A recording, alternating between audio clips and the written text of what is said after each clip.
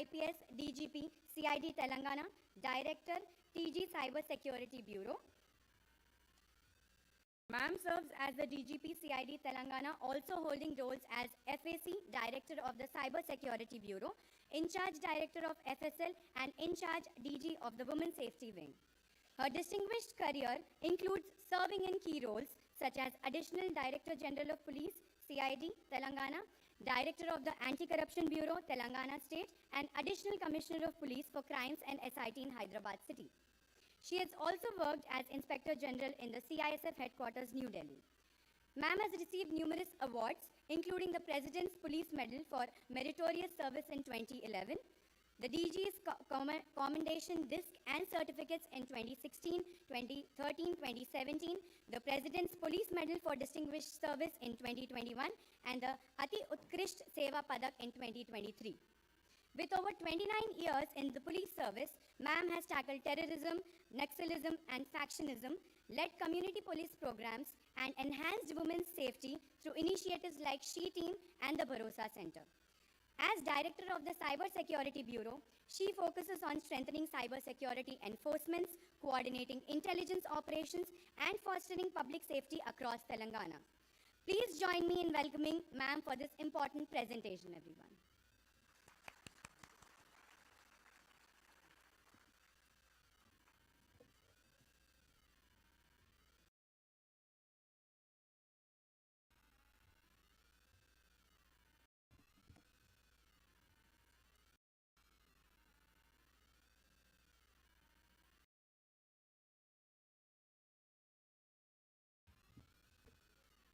Good morning, everyone. It's a little difficult to start the first session in a day, right in the morning, but I'll try to see that most of you find it useful. First of all, I thank the HCHC for inviting me for this Hack 2.0. Special gratitude to CP sir for having me here today. And I'll quickly take you over through the shifting landscapes of cybercrime in India and what we at the Telangana Cybersecurity Bureau are doing about it. Where do I point it?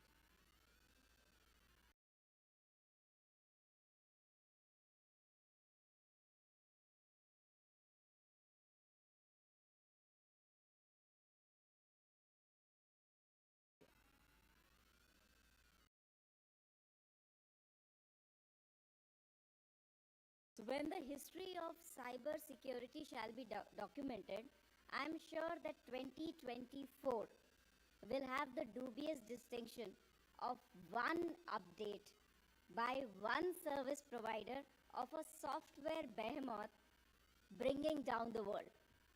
Many of us have started to forget about the CrowdStrike, which affected 7,000 flights globally, and also various other sectors, whether it was hotels, media, law enforcement, etc., etc., etc. The global IT system users and administrators, all 8.5 million of them, as per Microsoft disclosures itself, were staring at this blue screen of death, which is equivalent to a doomsday in cyber tech parlance, as most of you would know. The total economic cost of this event is estimated to be somewhere between $500 million to about $2 billion. And therefore, this event of HCHC today highlights that our critical infrastructure can be downed not just by deliberate actions of threat actors, but also by well-meaning intentions gone wrong.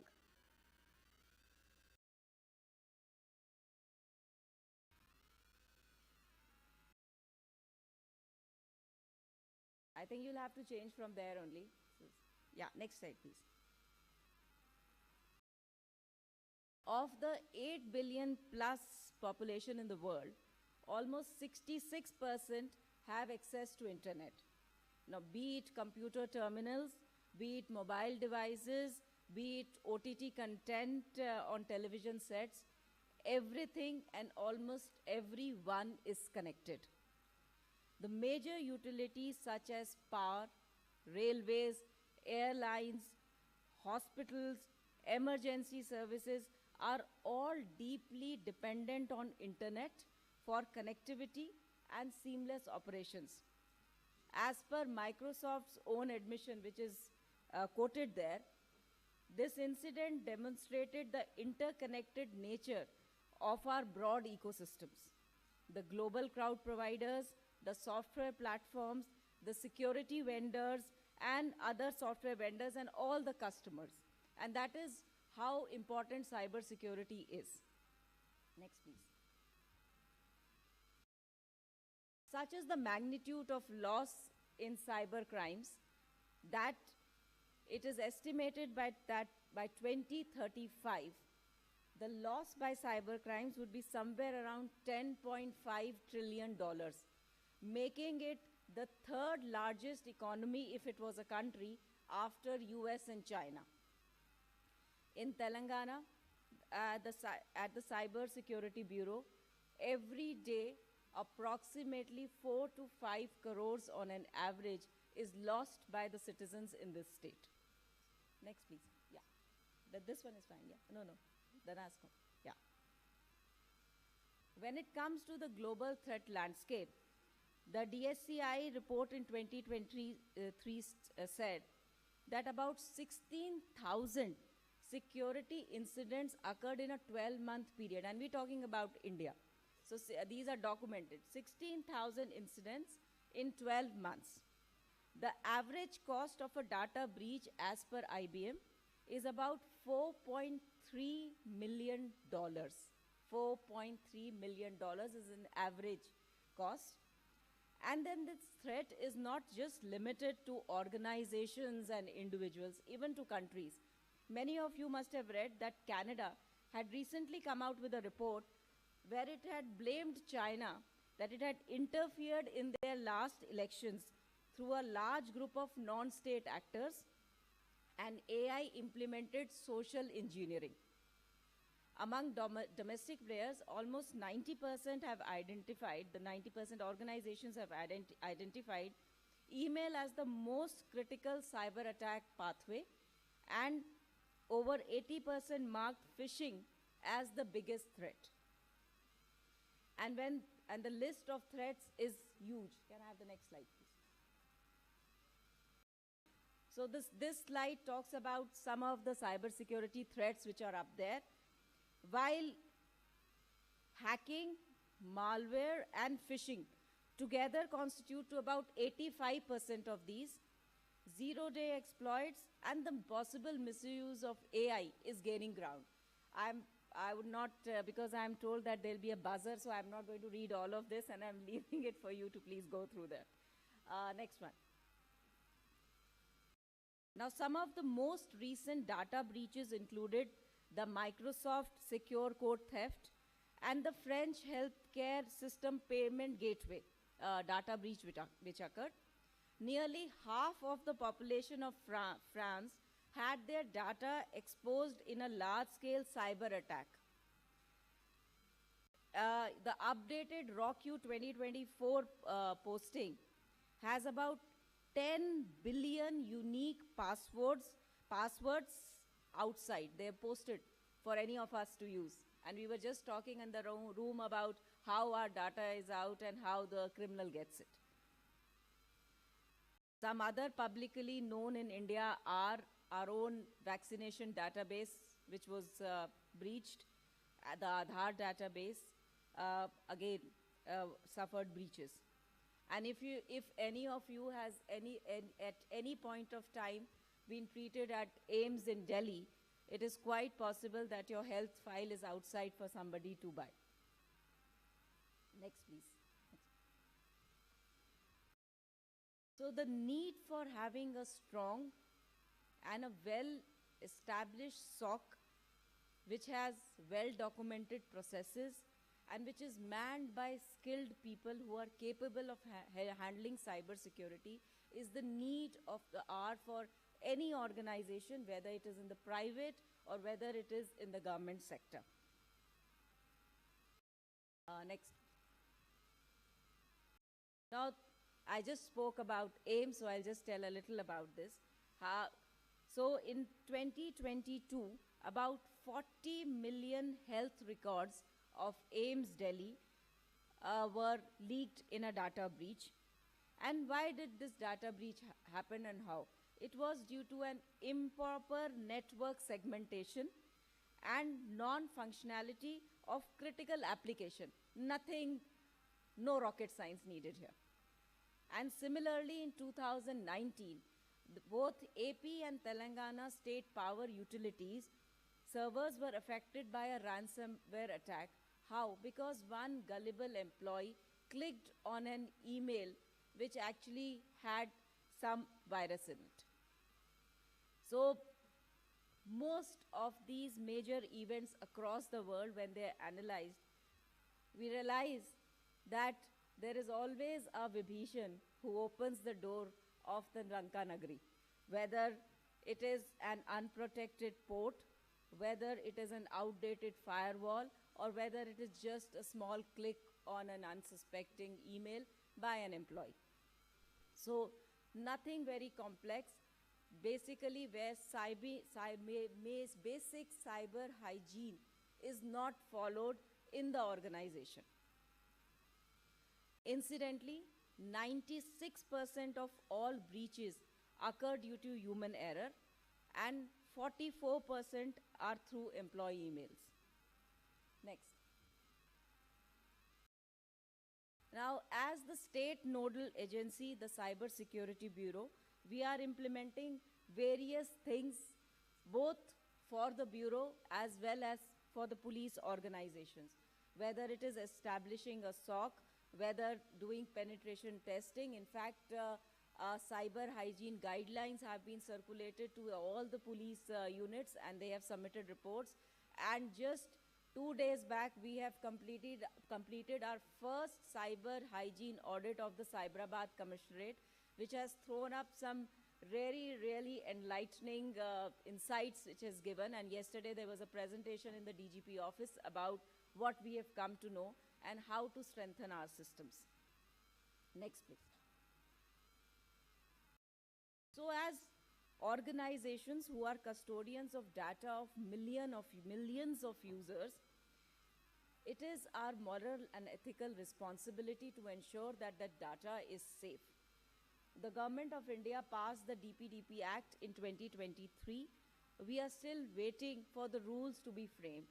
And once these rules are framed, this will ensure that the organizations play important role and invest in cybersecurity. The issue is that investment in cybersecurity always takes a backseat or is very low in priority for whether the private or the government sector. And probably this might ensure that we start taking the privacy of the data of the customers a little bit more seriously. Next, please.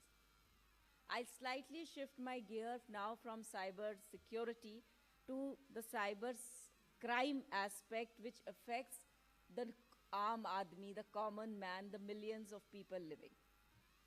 So cybercrime, as we all know, is the fastest growing crime across the world, and we are not isolated from that. Although states like UP and Maharashtra report more number of incidents, the number of cases which are registered in Telangana, that is the conversion into FIR, is largest. And therefore, we are among the top 5 victim states in the country as far as cybercrime goes. The slide shows the widespread criminal activities in cybercrime across the country. You can see that it's spread, there's no regional per se now, it's spread over the different parts of the country. And on the other side, you see the top units in Telangana where maximum cases happen. We all know it would happen more in Hyderabad and surrounding areas because that is where most of the population lives and most of the activities happen. And in urban areas, cybercrime is almost 10 times more than in rural areas, and we all can understand why that it is. Next, please. At the Cyber Bureau, we do a profiling of the victims. We do a lot of analysis in the data which comes. So who is actually losing money? There's a general misconception that it is the uninformed people who don't know anything about cyber, who are digitally not very active or are novice in this platform are the ones who are affected by cybercrime. But no, that's not true. In fact, as you see on the slide, 55% of the victims are private employees, including software engineers and tech company employees, professionals, doctors, all highly educated. 11% of the people are self-employed, a similar number of businessmen, 4% housewives, and 4% government employees, etc., etc. Men, obviously, because 82% of the victims are men. Not difficult to know, because even if for an educated woman, the bank or the account is actually handled by the husband. So in that way, we are saved. Therefore, in this backdrop, the role of the Cybersecurity Bureau is extremely important. Next, please. Just a few things. Telangana was the first state to have a fully fledged Cybersecurity Bureau. We were also the first in the country to have a center in Telangana, was the first one to be established anywhere in the country, and this is has now been to the entire country as I4C. So we were the precursor of setting it up. I already talked about FIR conversion rates. The number of complaints which we receive is already also there. One important thing which we have started is return of the money which is saved of the public through the Lok Adalat mechanism. And I am happy to share here that during this year, the Bureau has returned, as on yesterday, 137 crores to the victims of cybercrime in Telangana. Nowhere in the country that kind of an amount is returned. Last year, since the Bureau was formed, we had only returned about 9 crores. So with the collaboration with judiciary, we were able to take this step for giving relief to the public. Next, please. During this year, we were able to operationalize 7 cybercrime police stations across the state, and these have started registering cases. We use high technology in assisting our IOs and establishing most high-tech whatever is possible, although technology keeps changing every 6 months. So we have CyCaps through which we establish links. So we've established links of about criminals who are caught by us with more than 1 lakh cases across the country. In fact, the government of India recently recognized and awarded Telangana for this initiative, and the Union Home Minister gave us acknowledged this. And the CyCaps is now being integrated at the MHA level. So they have requested, and we are integrating it for use for other states in the country. Lok Adalat I have already talked about. And we have frozen about 1.7 lakh bank accounts. And I'm talking about this year. 38,279 SIMs, 8,473 IMAIs, 3,618 URLs have all been blocked or taken down by the Bureau. We are also in the process, as I mentioned, about establishing the first SOC which any police organization would have. Cyber warriors, which are Trained constables have been posted in all police stations across the state, and a security audit, as I mentioned, is going on.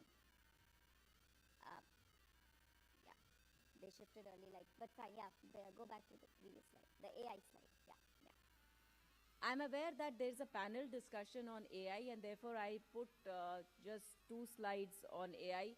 So anyone who is interested in AI and interested in helping the police or any law enforcement agency, there's some 2 slides which I put for that, is that if the AI professionals, I request them to include crime statistics and law enforcement sectors as one of your areas of interest. So we are all aware now that AI is an active accomplice to the criminals and will also enable new age crimes which will be even more difficult to detect in future. So crimes as election manipulation, which was seen in the Cambridge Analytica a few years back, would become even more fine-tuned with more precision with the use of AI. So in our earlier days when we joined the service, we were worried about pickpocketing gangs or the thieves who would come and attack homes in the night. However, and they had a face and also a kind of a territory in which they used to operate. But now, a cyber criminal sitting in Jamtara or Cambodia, just by a click, can scam millions of people across the globe. And therefore, the quantum of cybercrime and the widespread nature of this network is something with which law enforcement agencies across the globe are grappling, and we urge that whoever can help us find solutions to it is most welcome to associate with us. Does that mean I have 5 minutes, or does that mean I've completed my time? Okay, so there's just one last slide. So next slide, please. So AI can be deployed for augmenting law enforcement agencies across various areas, not only exclusively against cybercrimes. This chart, which image I have used, is courtesy Interpol, which explains the 4 broad areas where AI can be used. For example, recognition tech, exploration tech, which are fairly low on their complexity. But if you go to predictive policing or research-based communication information, it would be slightly higher on the complexity scale. So any of you who is willing to help us fight crimes, as I mentioned earlier, or you can choose any of these areas or a combination to help us in making our fight against criminals even more effective. So we are also looking for an AI-based solution for the 1930 call center because of the number of calls. I said 4 to 5 crores is lost every day. We receive about 1,200 calls per day, out of which about 400 are actually reporting new cases. So that magnitude, if somebody can help us how to use AI to manage that, is most welcome. And I also take this opportunity to welcome any of you who would like to visit the Cybersecurity Bureau and associate with us in our bid to build a cyber-safe Telangana. Thanks. Thank you a lot.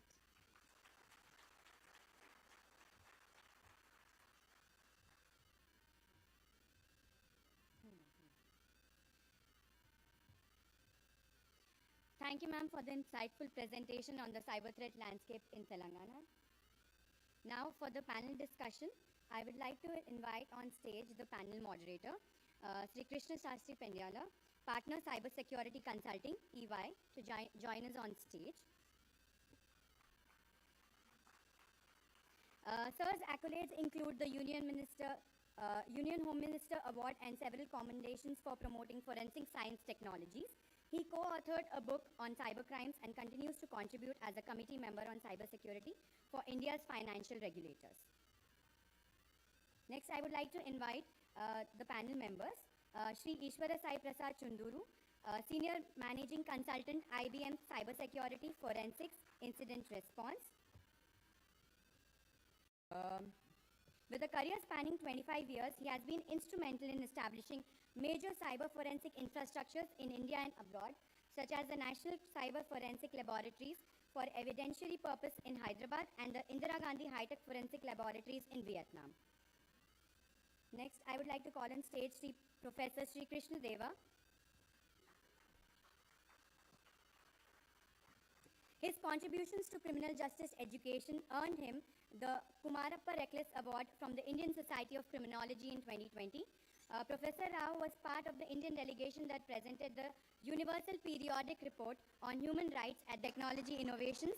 So focuses on transformative technology solutions, particularly in AI, multi-cloud environments, 5G, and enterprise architecture. Shri Praveen Kumar Tangila, Associate Director, Alliance Talent. He's actively supporting Telangana Police cybercrime initiatives. Next, I would like to call on stage Professor P. No. Yes. Kindly take your seat, please. This panel discussion is on AI and cybersecurity, a two-way street, defense strategies, forensics, and emerging threats. And it is going on for a period of 55 minutes. Is it working? Yes. Can you hear us? Okay, all right, we got the 55 minutes. Morning, everyone. Most of you, thanks for taking Hyderabad to actually come and learn from each other. My name is Sidhu. I'm corporate vice president at AT&T based out of Bangalore.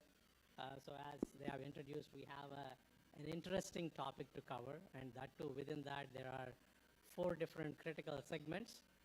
Incidentally, Mr. Pendiala and the team have covered a good portion of what we would be covering, but we'll probably try and change our original plan, right?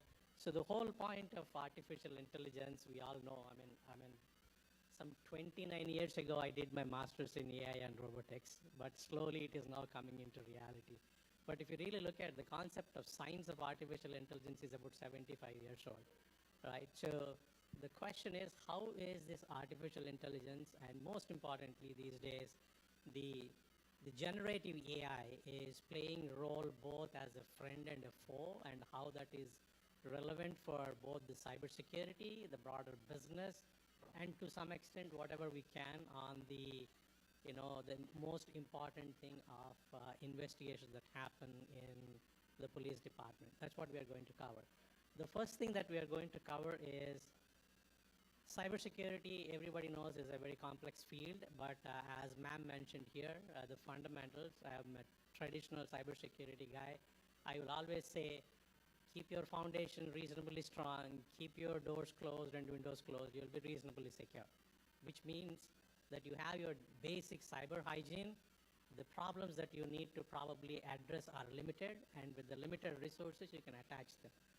But many people, as everybody knows, if you peel the onion of last 15, 20 years, any major cyber breach in the world fundamentally boils down to not following consistently the basic hygiene things. You know the reason why? Because anything that is basic and routine is boring.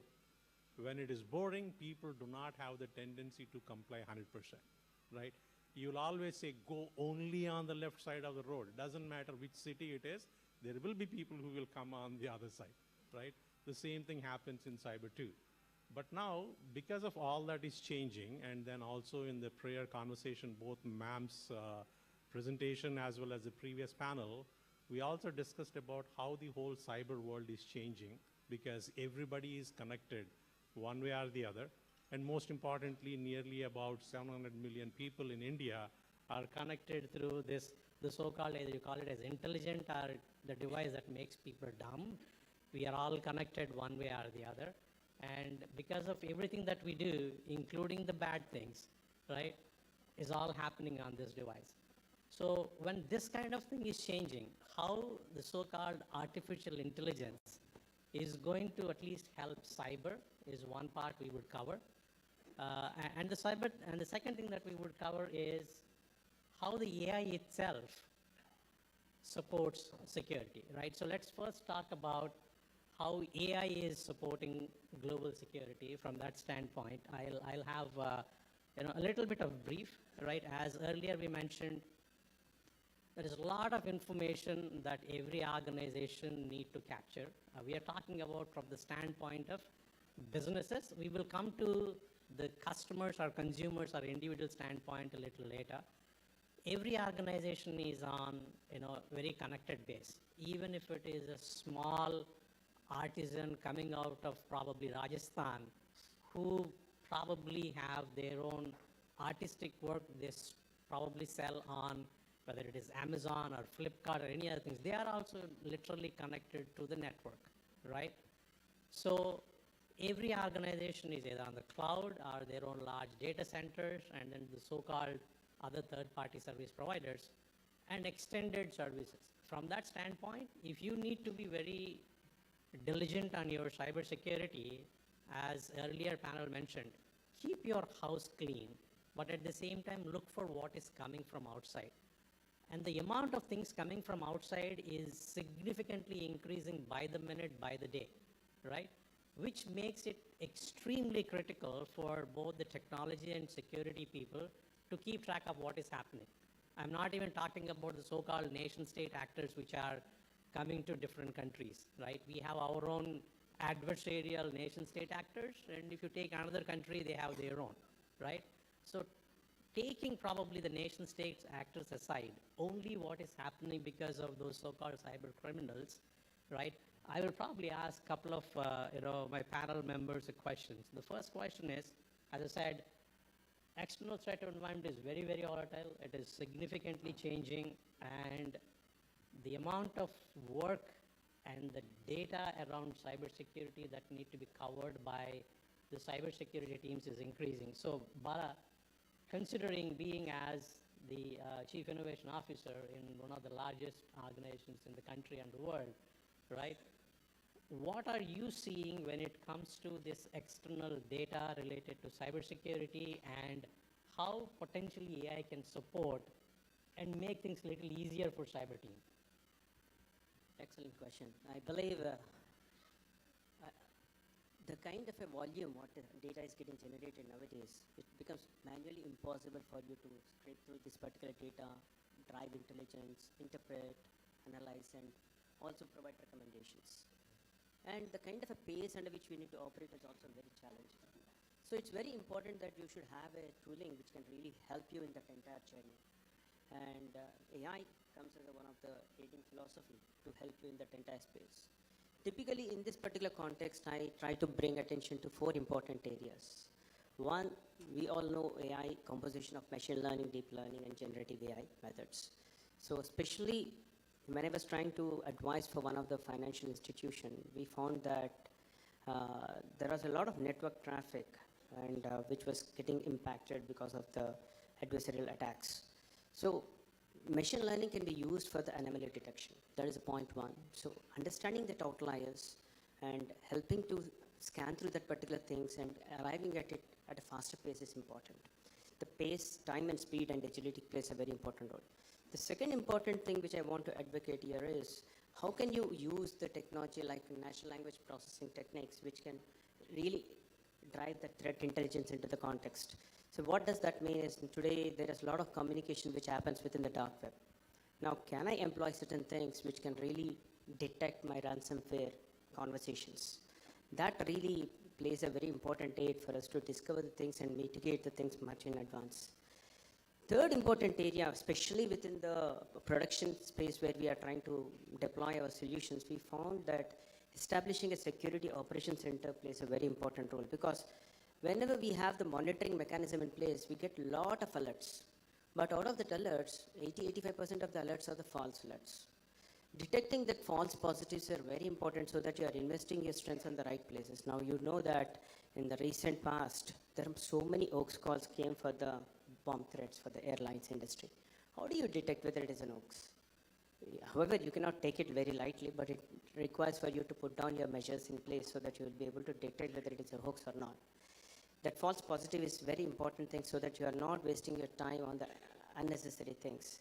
But AI can play a role to determine and give that kind of a probability factor, whether it's 90% or 80% or 100%, time tells, but that can be used as an aid for the decision making.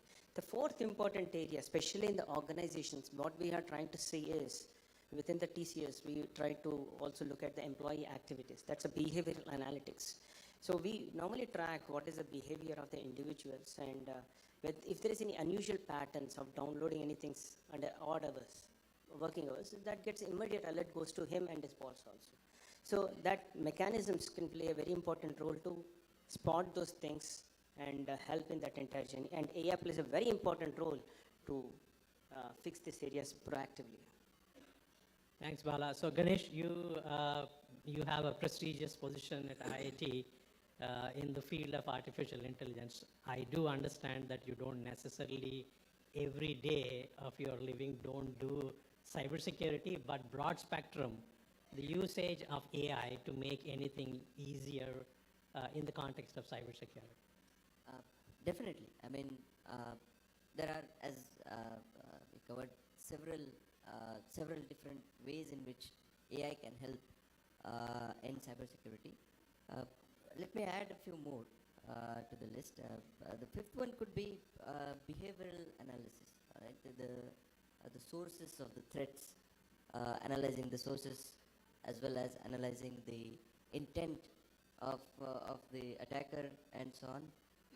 The other, maybe the sixth point here, is also streamlining the SOC process, that is security operations process. A lot of time, at least those who are in corporates know, level 1, level 2 security teams work on things that can be automated very easily, right? At least most part of it can be automated. The I forgot the number, I think it's the seventh, is also that can we do something predictive, right? So before the threat comes, can we identify something based on the data that we have? So the way we see this, the entire situation is as a game, right? So think of a game between two players, attacker and a defender. It's essentially a game of, it's called a two-player zero-sum game where players are engaged with each other over time, right? So it's a two-player zero-sum repeated game. Now, from the defender perspective, defender wants to know what leverage he has on the attacker. Now, the attackers, so first point here is, one, we need to, the way this game can be analyzed is in two different ways, right? So let's analyze this game from, the first thing is predictive analysis, that is, who wins the game, right? And how much leverage each player has, how much benefit or whatever gain that the player gets. The second thing is more of a prescriptive analysis, that is, what each player should do, okay? And what are the strategies available to each of the players. Now, think of this from a game perspective. One, the best leverage that, the most important leverage that organizations have, like maybe banking organization or government organization and so on, is data, right? An organized data that is collected over multiple years and so on, and they can use this data or weaponize this to create strategies that they can use against the attackers, right? So the future attacks, they can maybe predict future attacks to a reasonable degree of accuracy and so on, and act against them. Also find vulnerabilities in their own systems, right? So this can also be used, the data can also be used to see what are the most vulnerable components in your either piece of software or hardware and so on. So there are several ways in which AI can be really helpful, and in fact I would say not only helpful but a deciding factor in this game. Maybe what I could add to is that what we have done within our organization, without getting into details, if you look at any global organization and you look at, understand how many security policies and what they mean, it is like a large sea of data, right? Sometimes it is becoming extremely difficult. We also talked in the earlier panel about security awareness for people. So what we did within our organization is we used Gen AI and then created what we call as Ask CISO. So anybody within the organization can ask any question, right, as to, hey, this is my problem, what should I do, right? That bot will go back and look at all the relevant policies and gives in a summary, hey, for this, these are the few minimal things to do. If you have further information, this is the person you can speak to. Otherwise, they will have to go through maybe about 600 policies within the organization. At least that makes things a little easier, and it is not a complex thing to do. I mean, the so-called generative AI-based chatbot can be used for any purposes, and all it requires is go back and look and crawl the data and provide, and that can be developed and put in place in a couple of weeks if you have the right kind of talent and everybody. PK, we started without you, but let me tell you, I think you have some interesting poll that you want to do to make people a little more interested. You want to do that for a moment? And let's see. I don't know whether that's working. Good morning. Good morning. Okay. Good afternoon. 12 बज गया? बज गया? बजा नहीं है? All right. Okay. So I was supposed to be here only at 12:20. I don't know what happened. For some reason, I think it got ahead. Sorry for being late, if at all, if that is called late. But I had some tasks to all of you to do. Can you open your phone? How many of you have WhatsApp? Okay, can you open your phone and do a task for me? Can you search for, please go to the search on top bar. It will say you Meta AI or something. Search for picture of a doctor. Please ask for a picture of a doctor. Okay, you haven't told that earlier. I'm also going to do Yeah, that. it's for everybody. I can also do it for you. I can also do it with you, so I will also know what is going on. If you got, please raise your phone and tell me something about the picture. Picture of a doctor. I can do it and then I can tell you. You have to press the Meta button on the top, Yes, right? please go to the search bar on the top. It will say you ask Meta or search. Please say picture of a doctor. Oh, WhatsApp or on. Got it? Okay, please explain to me the picture. Say something. Demographics, male, female, white, male, white, on a microscope. Describe the hospital. Very expensive, mediocre looking. Okay. Okay. So how many of you got male? Probably. How many of you got female?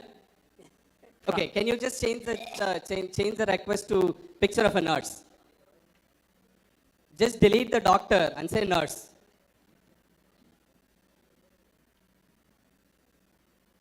I was given only 4 minutes, so we should do all of this in 4 minutes. Picture of a nurse.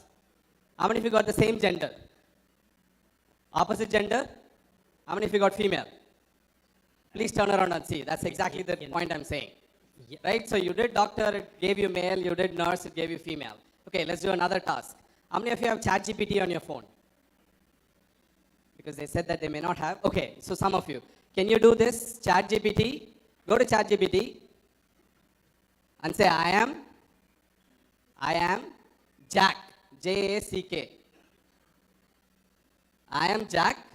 Want to decide my profession between dentistry and nursing.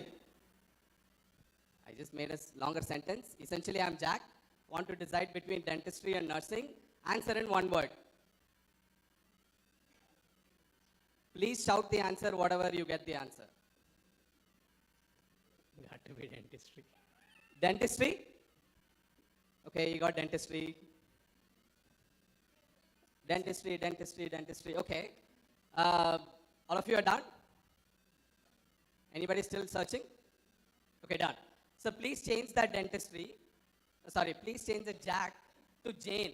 J-A-N-E. Copy paste the same sentence and say, I am Jane. Want to decide between dentistry and nursing?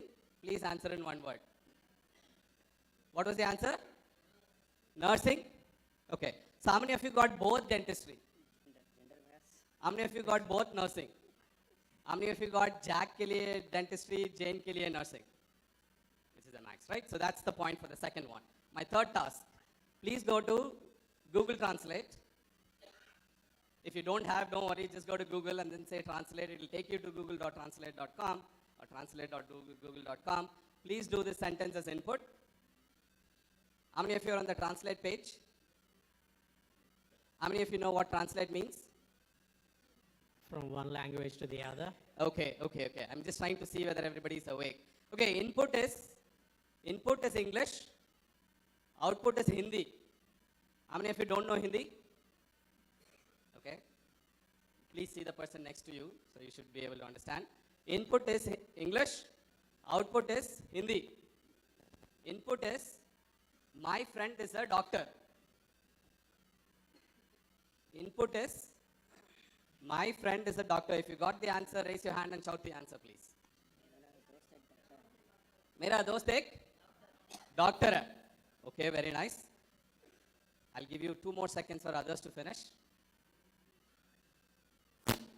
Okay, now please change the sentence to, my friend is a nurse.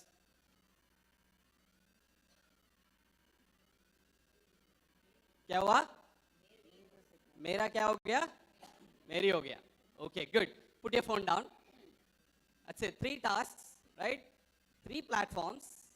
Reverse order, Google Translate, ChatGPT, and Meta AI, which is Llama 3. Supposedly the best languages, best programs that we can use, influential platforms that all of us use. I just showed you some simple examples where these kind of biases exist. Meaning, in an abstract way, you can call this as bias, stereotypes. There are many, many words you can put it. In the last year and a half, I'm super excited, sometimes worried, but I spend a lot of time on these kind of problems. This is what I thought I'll talk about. Get you at least understand all of these. AI for cybersecurity, cybersecurity for AI is all there. But I feel like some of these technologies are so much, don't understand many things simply that we can understand very easily. So I thought I'll give you this task, but I think there are some questions planned for me also. I'll sit and answer there, but my 4 minutes is done. Thank you very much. For the simple reason is, while we keep saying that there could be biases, but hands-on, first-hand experiencing that is very, very insightful. Yeah. Right? So simple, no? I just think about, we're all slightly grown up. Simple things like school children now use ChatGPT for their homework. Imagine if they go do this. The teacher gave them a sentence as, my friend is a doctor, my friend is an engineer, my friend is an astronaut, my friend is a chef. Like this 10 sentences to translate and bring it to the next class. And then the student translates. And student comes and asks, how many of you have kids? How many of you have kids? Kids at that level. They'll come and ask you, what will be your answer these days? ChatGPT ko pooch lo yaar. Right? ChatGPT ko jaake pooche unhone. And then what they'll get all this bias, and the child actually gets a lot of these insights about the society by these translations, which can be actually influential. Yeah, thanks, Vicky. I really appreciate that. By the way, these models are also so influential in the sense that depending on who is using and what kind of information they are using on the WhatsApp, the background language can actually give the information specific to your line of thought and yours. That is exactly what I had experienced earlier, and same thing happened right now too, right? It is not that it is generally giving you a biased view, but also it reinforces your existing biases also, right? Now I get it, TK, that you are using this as an evidence to know whether the students are using ChatGPT to respond to your assignments. So, that's interesting. At least there is something called plagiarism, but hopefully some schools are still teaching that. Let's get back to the second topic, right? We talked about how the so-called AI and Gen AI can potentially help cyber, and whether it is for the businesses or in the process, probably we'll also talk about law enforcement agencies related matter in next 10 minutes maybe. We will have about 5 minutes for audience questions, if at all you have, so please bear with us. So the second question is, right, now that every organization is using AI and Gen AI, right? And we already talked about in the previous panel, Mr. Pendiala also mentioned that many of these applications are never tested, they are not done well, and then probably some of the components you picked up would have been prepared by some malicious actors or nation state, possible, right? So now with the amount of things happening and everybody wants to be agile, they want to go online within 2 weeks, right? You want to change the feature which will be used by, for example, not to give the name of the company, but one of the largest telecom companies in India. They have about 400 million customers, and they want to make change of one feature, and they want to go live in 2 weeks or maybe 1 week.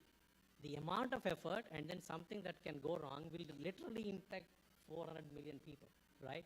So from that standpoint, if you take that as a context, right, in collective opinion, right?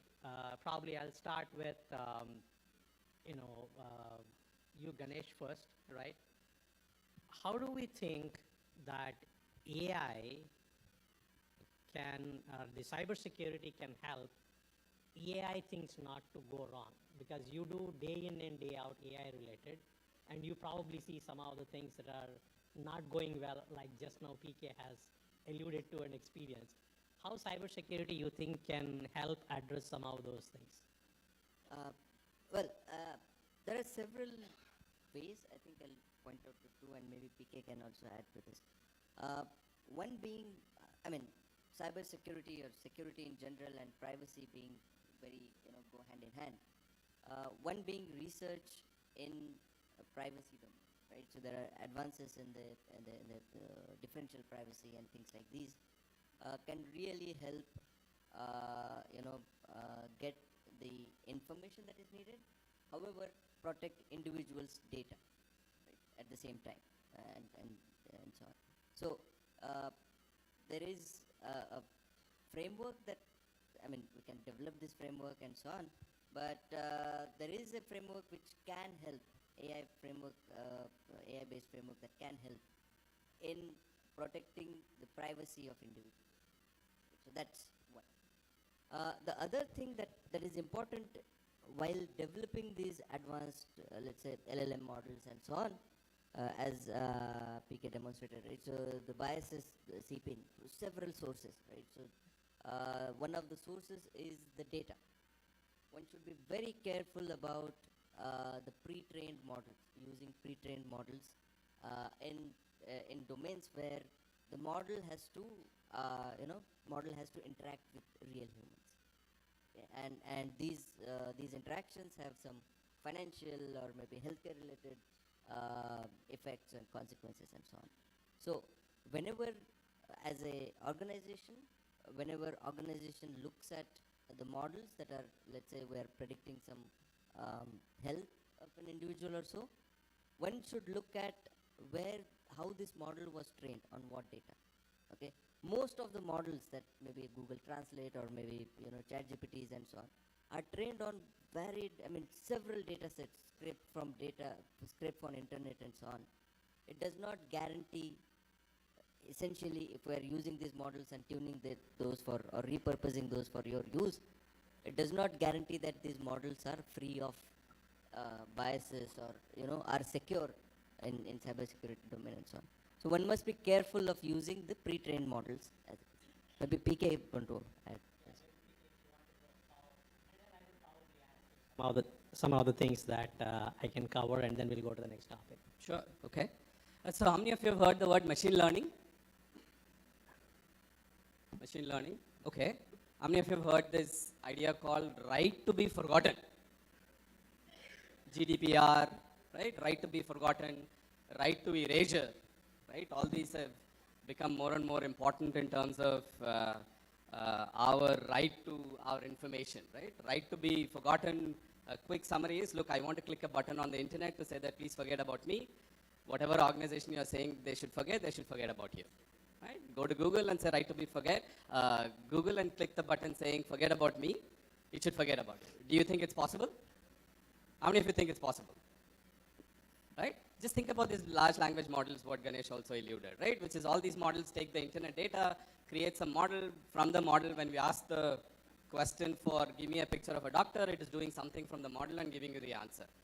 But let's take your numbers. Your cell number is on any of these models. These are all real things that has happened. Cell numbers, your private information, PII it's called, right? Personally identifiable information. All of this at some point in time gets into this model. Models have this. Somebody goes queries PK's cell number. I don't know whether it has. It gives you the cell number. And then I said that, look, it's wrong. You should remove my cell number.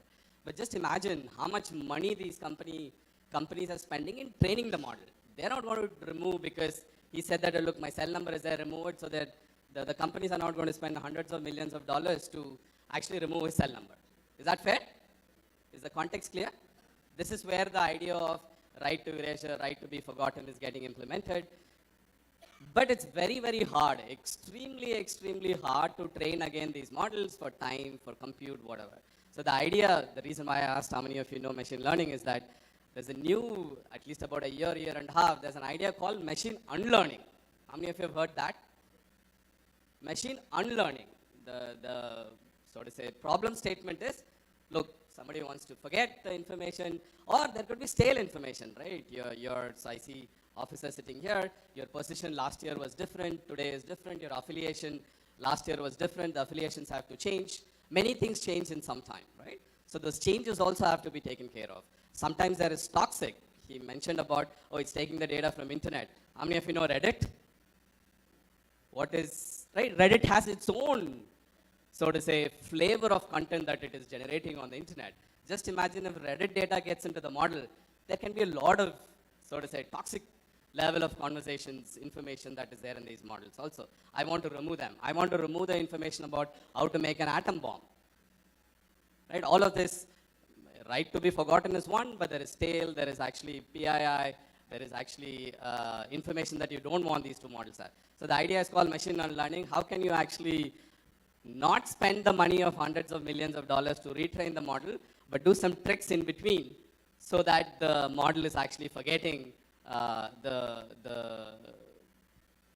let's take private information or information that it should not have. I think this is one of the big problems that people are working on right now in terms of addressing the motivation for all of this came from privacy, which is the GDPR requirement. I'll stop here. You know, PK, one thing I always learned is it is extremely difficult to let a professor sit and talk. They just have to stand up all the time. I was more being polite to people there. They should also see me, right? That's the reason. Right.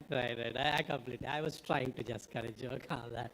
All right. So we talked about how cybersecurity can help the broader business side of the house, right? So one example I can take practically is, how many of you by any chance are from software industry here? By show of hands. If you develop applications, I know I studied maybe 27, 28 years ago, right? So even today, most of the applications when they're developed, there is a very simple and noticeable flaw that we call a SQL injection, which means that you ask for some information, and if that control is not there in the code, it throws out everything that you ask for. Similarly, if you're actually today using a Gen AI application, what you do for Gen AI is you give some prompt, you give a question. And based on the question, it goes back and looks at all the information, whatever the model can share, and it shares the information. Now, what as a cybersecurity professional we need to do is, what kind of prompting am I letting an application to receive and respond? Like, for example, the erstwhile SQL injection not to share everything. Similarly, if it is asking for some sensitive information, right, and that can potentially go outside my network, the application should not let that information to come to the requester. So that is one thing that you could look at. The other one we also look at is what we call as the weightage model. Depending on what parameter of a given behavior, you will give the weightages. If you change the weightage of that, the answer can completely go wrong. You are trying to probably evaluate whether based on certain, I'm just giving an example, certain data of how you see an individual's eye and the data, and then you can predict at what time the person can have a cataract. And if you change the weightage of it, it can completely change it too. So those are the areas where potentially cyber can help as well. Now, see, this is it. This is definitely a spam. Somebody from Brisbane, Australia is calling at this point in time. So in the interest of time, we have 20 more minutes. We will cover one question from all the 4 panel members, and we will leave about 10 minutes for the audience to ask the questions, okay? So now we will probably skip the 3rd question that we originally planned for, and then we talk about, because many of the people here also from, law enforcement side of the house, I will switch to law enforcement. I was speaking earlier to, I spoke at multiple places on law enforcement. The more and more I see, right, there is hardly any crime these days which doesn't have at least a trace of cyber element to it, right? Whether it is on social media, whether it is on the devices of either the victim or the potential perpetrator, right? So the kind of things that are required for, a digital forensics to be performed, I know stalwarts like Mr. Pendiala and then the other person from TCS that they spoke. So it's probably it is kind of a low-graded question. Let me say that in advance, Mr. Pendiala, for that. But the amount of forensic that people are required to do for taking any kind of crime through the court of our judicial system to make that happen requires a significant amount of cyber skills too, right? So I probably will ask you, Praveen first, yeah, right? How do you see in the last maybe few years, and then you also work with some of the agencies here too. So talk to me about how things are changing and what, also as Madam mentioned earlier, how the public-private partnership in terms of building the digital forensic skill set to the broader spectrum. Absolutely. Thank you, Sidhu, and thank you, Hack Summit, for having me here. So let us first talk about digitization, and then we'll get into the forensic part. So we proudly, or the government proudly says that, okay, we have so many billions of UPI transactions, and we are digitally on top of the world. So on the other side, I mean, the heights of digitization is also here, where I traveled to Tamil Nadu, a remote place in Tamil Nadu last year, and I was amazed to see a 65 or 70 years old granny using a Snapchat filter. Isn't that the peaks of digitization, where someone who is sitting in a remote village, she knows what a Snapchat is and how the filters can be used. So coming back again, the filters from Snapchat, I mean, there is again debate on it's good, bad, not safe, safe. Let us also talk about maybe the other aspect of digitization, where the content. So my mom, who is just a 6th class pass, she sits and watches Korean drama. Is it? Who doesn't these days? I don't understand that So- for sure.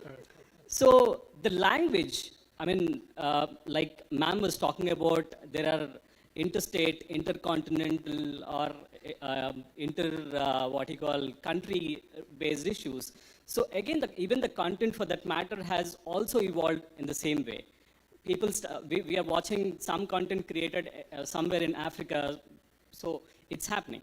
So similarly, even the crime for that matter is very universal today. So there are offices which are running in a very sophisticated buildings in Cambodia or Rajasthan, which are operating crimes.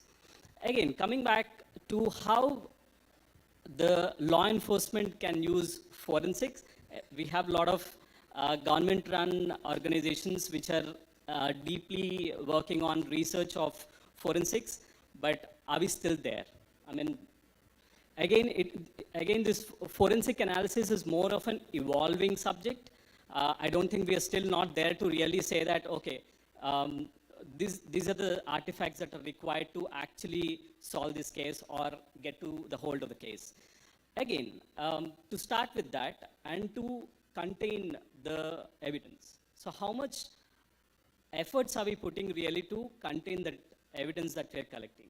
And how much the collected evidence is being used, and how much collected evidence is being really accepted at the court. So there are a lot of factors, and there is a lot of disconnect here. So I think there is a strong need for all the parties coming together. I mean, in the last panel discussion, I think the professor or someone representing RBI, I think ma'am was asking how can we all collaborate and bring this together to ensure the citizen safety is taken care.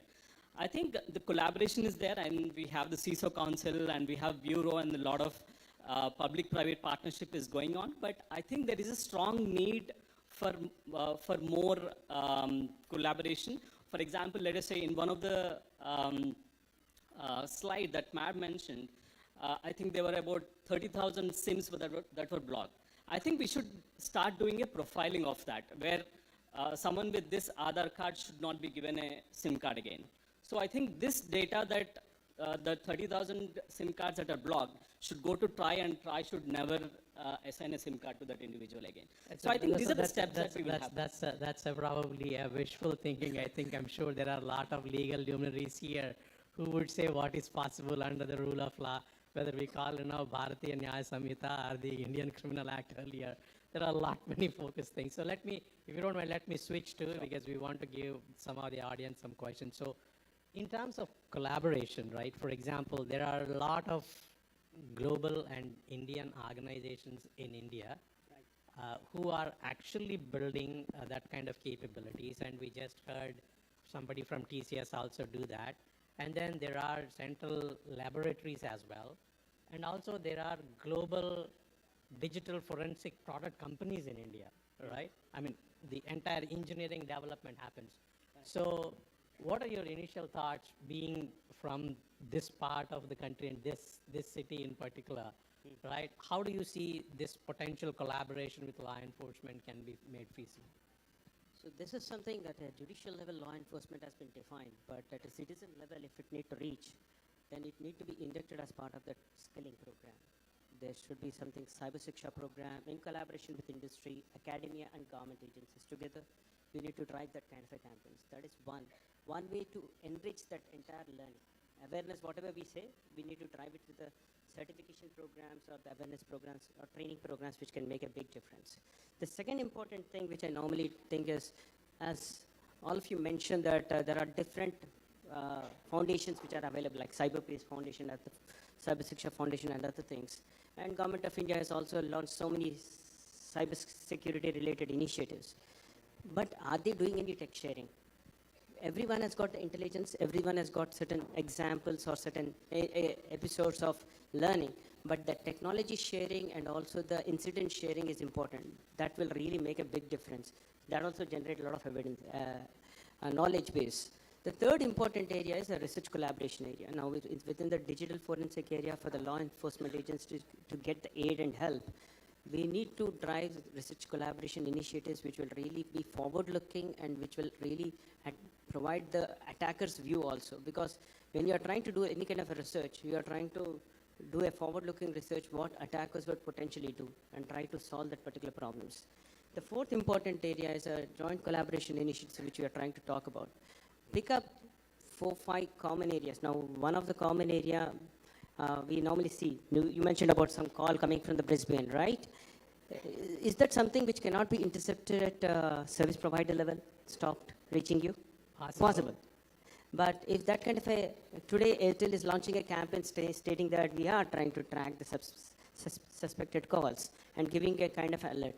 So if there is a suspected scam calls are coming, instead of alert, they can even block it. So we need to take that kind of measures which can really empower the agencies to be more proactively support citizens to fall into such kind of traps. I mean, technology is always there. Only thing is that unless some regulations come into place, there is no an incentive for people, because the recent one that is coming up as a potential scam is because the government regulated that you should try and give that. And that's where the Bharatiya Nyaya Samhita needs to really relook at bringing the potential collaboration of these entities to drive that policy making.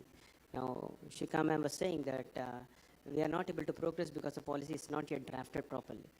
Can we all come together to draft that policy and submit the paper in such a way that it can be used as an evidence which can empower certain things and ensure the safety of the citizens?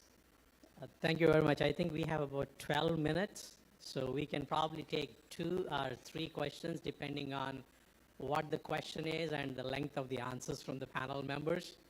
So does anybody, I see some hands raising. I don't know whether somebody can take the phone to them, sorry, the mic to them.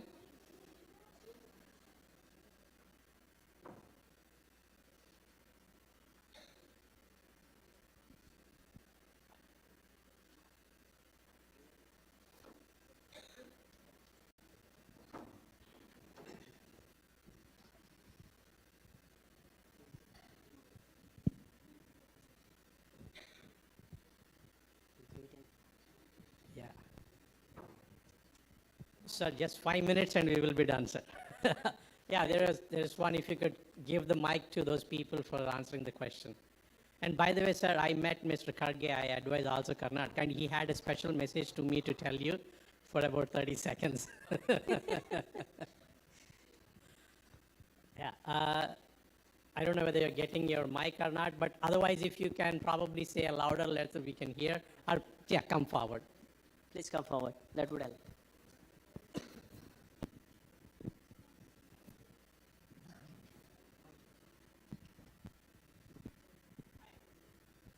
Yeah, I think we can hear you. Yeah, we can hear you. Go ahead. You can introduce yourself and ask a question.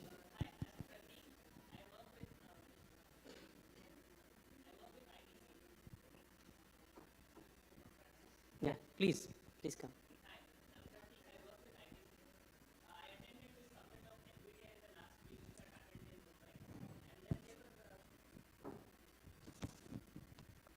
Hello? Yeah.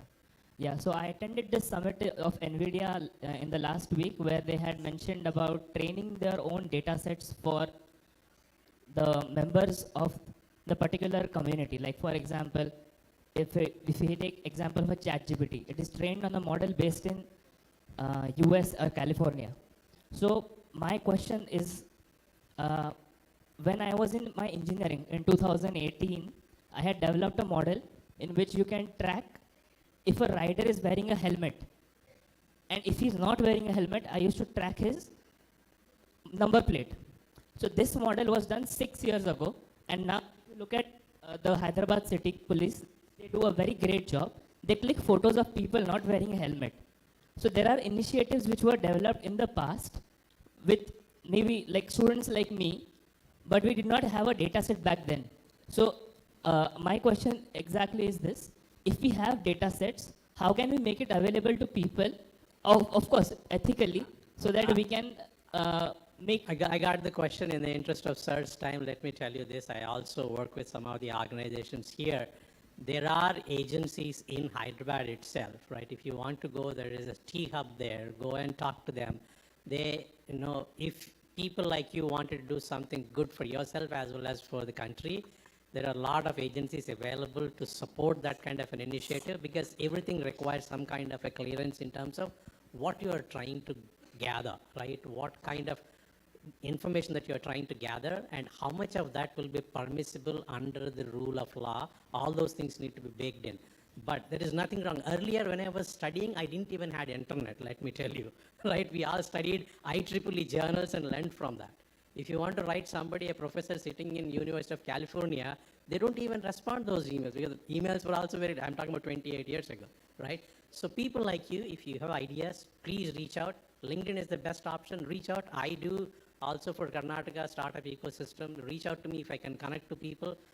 There are a lot many agencies here. So you don't have to feel that you have a great idea, you have the technology to do it, but you don't know where to go to. I'm not speaking on behalf of the government here, but I'm telling you, there are ecosystems that can definitely do that for you.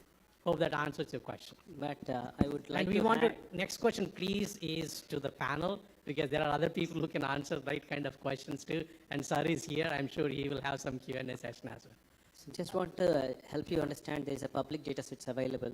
National Data Hub is available to reveal a lot of Indian related data sets. Similarly, Hugging Face is there for providing a lot of data sets across the globe. Similarly, medical data sets are available. So domain-specific data sets, country-specific data sets are available in place which you can consume. One last question, 3 minutes, and then we will wrap up. We will go ahead 5 minutes ahead of our time plan, so go ahead. Yeah, this is Bhargavi. I have a question. Hi, Bhargavi. Hi. So AI or Gen AI is being seen as a tool that can simplify and speed up things. And industry has made a lot of investments, and so far, now came a time to pause and think whether the investments that they have made, especially with respect to security or biases, as PK mentioned them or demonstrated some time back, and pose this question, which is the investments that they are making, will it continue or analyze on returns that it is giving? I got the essence. It's $1 trillion question. I'll take the first stab at it, right? If you really look at globally, the 5G infrastructure investment is over $1.9 trillion. Did any country in any part of the world realize the return on the investment yet? No. There are a lot of underlying reasons why that could not be. Because whosoever is the ecosystem player, they need to come together to realize the benefit. Unfortunately, the Indian or the international organizations are so isolated that they want to get more customer view than coming together and then make things better for both the customer as for themselves. So same thing is for Gen AI too. Maybe I would let PK answer that question. No, I'm not going to answer. I'm actually going to pose more questions. That's typical professor I of said the PK. provocative questions, Yeah. right? Provocative questions. So how many of you are from industry? How many are from academia? How many of you don't know where you're from? No, I did not have a raise of hands, so I don't know. Government. Okay, sorry. How many of you are from government? Okay. So my question to you is, some of the, I really wanted to take this, I told them what my provocative questions are. So for those of you who are from industry or government, anywhere you're from, except for Ganesh and I, is there anybody from academia here? Okay, so few of us. How many of you have gone to academia, any institute, in the last 5 years, 10 years, sharing with them what you're doing in your current profession? Very few. Second, how many of you from the industry have gone to academia to evaluate or to look at the projects that they are doing? First question is what you are doing to them. Yeah. Second is to look at what they are doing. How many of you have done that? Very few, right? Third, how many of you have had government or industry have an academic professor come to your organization and see what you're doing? We do. One. We do encourage. Right? Right? So look at that. Meaning we are trying to solve the problem. Meaning I told them also earlier that these are questions that need to be asked, and the answer is very clear. Right? We want to solve the problem. We want to do all the industry, academia, collaboration, PPP model, all that, but it doesn't look like it's happening, no? Okay? That's From my the question sample, to you. maybe not. From the sample of these No, people, but maybe that's not, the point, right? The sample is what is going to Yeah. define a lot of things. But in any case, I know that it's happening also, but my interest is always to ask this question. I've been asking this question for the last 20 years, so don't worry. Right? To get people to think, please think about going talking to a professor, getting a professor to your organization, you going and telling what you're doing, evaluate their thesis in the campus, evaluate their work, give feedback. I think when we do that, somebody asked a question, right, project, all that would happen naturally, right? Okay, I'll stop. Thanks, PK. I'll try and summarize in 30 seconds. Sorry, we don't have time. We have only 3 minutes. We want to go ahead of time in the interest of... Just quick, very quick. Can I take the question offline if you don't mind, please? We just want to be mindful of minister's time here. He's been here, right? We will take your question definitely offsite, okay? So I'll just take 30 seconds to summarize. We talked about 4 different things. First is how, AI can benefit security. We have seen that there's a lot of things that happen in cyber, which is huge amount of data and false positives. Using AI and Gen AI will help probably make security a lot better, right? That's one. And we also talked about how security itself can help the Gen AI implementations in the organizations by making sure that those Gen AI applications or AI applications don't misbehave like the examples that PK had shown each one of us. The third one we did not comment basically was about how the rest of the things can come together and work. And fourth one, this being predominantly driven through the, the organization here. So we briefly at a rudimentary level, we talked about some of the investment and investigations related work and how AI can help. So thanks for patient listening. I know we have few questions. Sorry for not taking them, but we are here for some more time and you can reach out offline. With that, I'll turn it back to the, the organizing committee.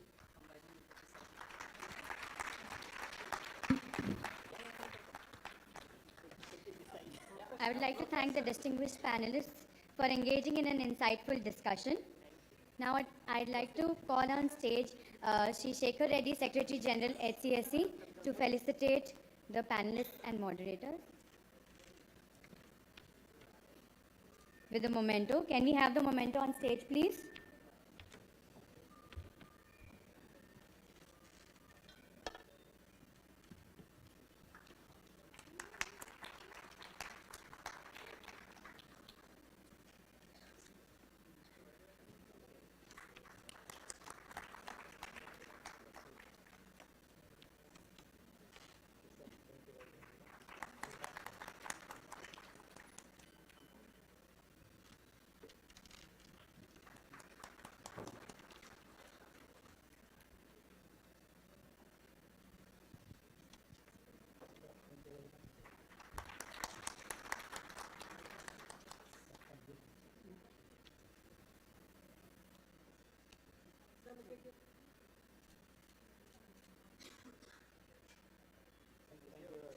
Thank you.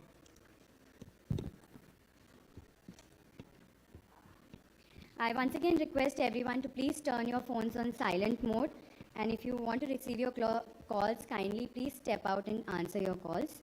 We'll take just a couple of minutes to begin with our inaugural ceremony. Thank you.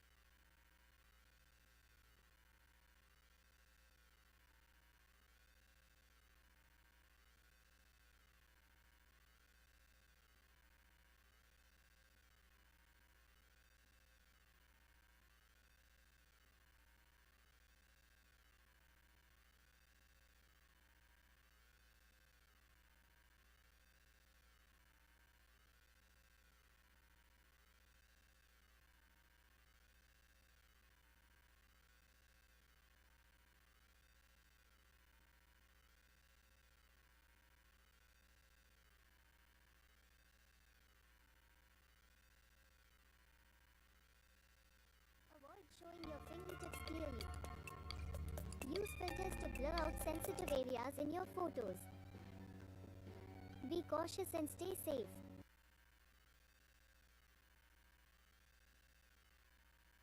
Scam alert. No call, no OTP shared. Still money lost from bank account. Beware, it can be a APS fraud. Criminals use victims' Aadhaar biometrics data to steal money from bank accounts. Lock your biometrics today on the official UIDAI website or download the mAadhaar app from the Play Store and App Store. Stay informed, stay safe.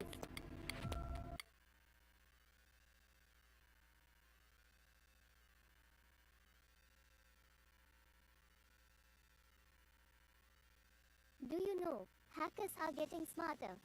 How long has it been since you last changed your password? Do you use the same password for more than one website or profile? How complex or simple is your password? Is it more than 8 characters? Does your password use special characters? Give the hackers a hard time. Always use strong passwords to shield your system. Use numbers, letters, and special characters. Combine upper and lowercase letters. Never use a sequence of numbers or letters like 1, 2, 3, 4, 5, 6 or ABC 1, 2, 3. Never use a sequence of keyboard keys like QWERTY or ASCII.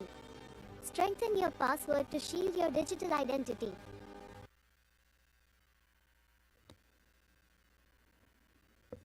Scam alert.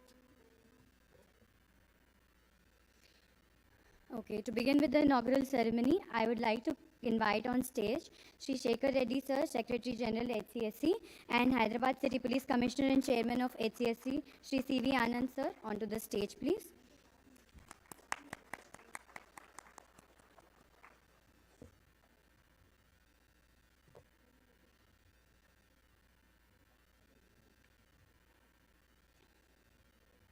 Can we have the saplings on stage for welcoming the dignitaries? Yeah. We would like to call on stage our chief guest for the day, Shri D. Sridhar Babu, Minister for Information Technology, Telangana, on the stage, please.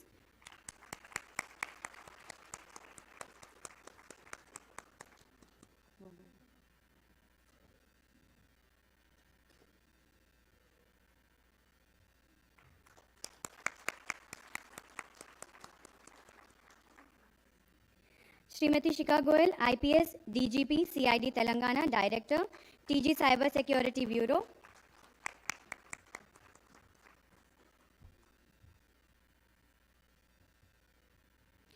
Shri Brijesh Singh, IPS, Additional DGP, Government of Maharashtra.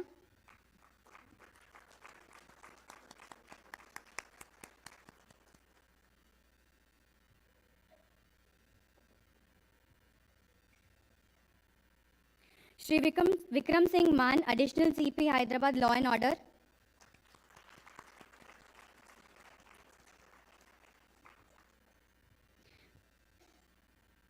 Shri Bharani Kumar Arol, Founding Member and Chief Advisor, HCSC.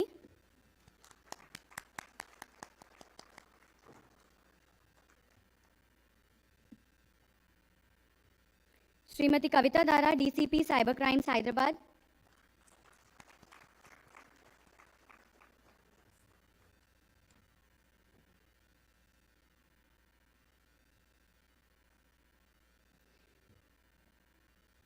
Shri Santosh Kaveti, CEO and Founder, ProArc, Joint Secretary, Cyber Forum, HCSC.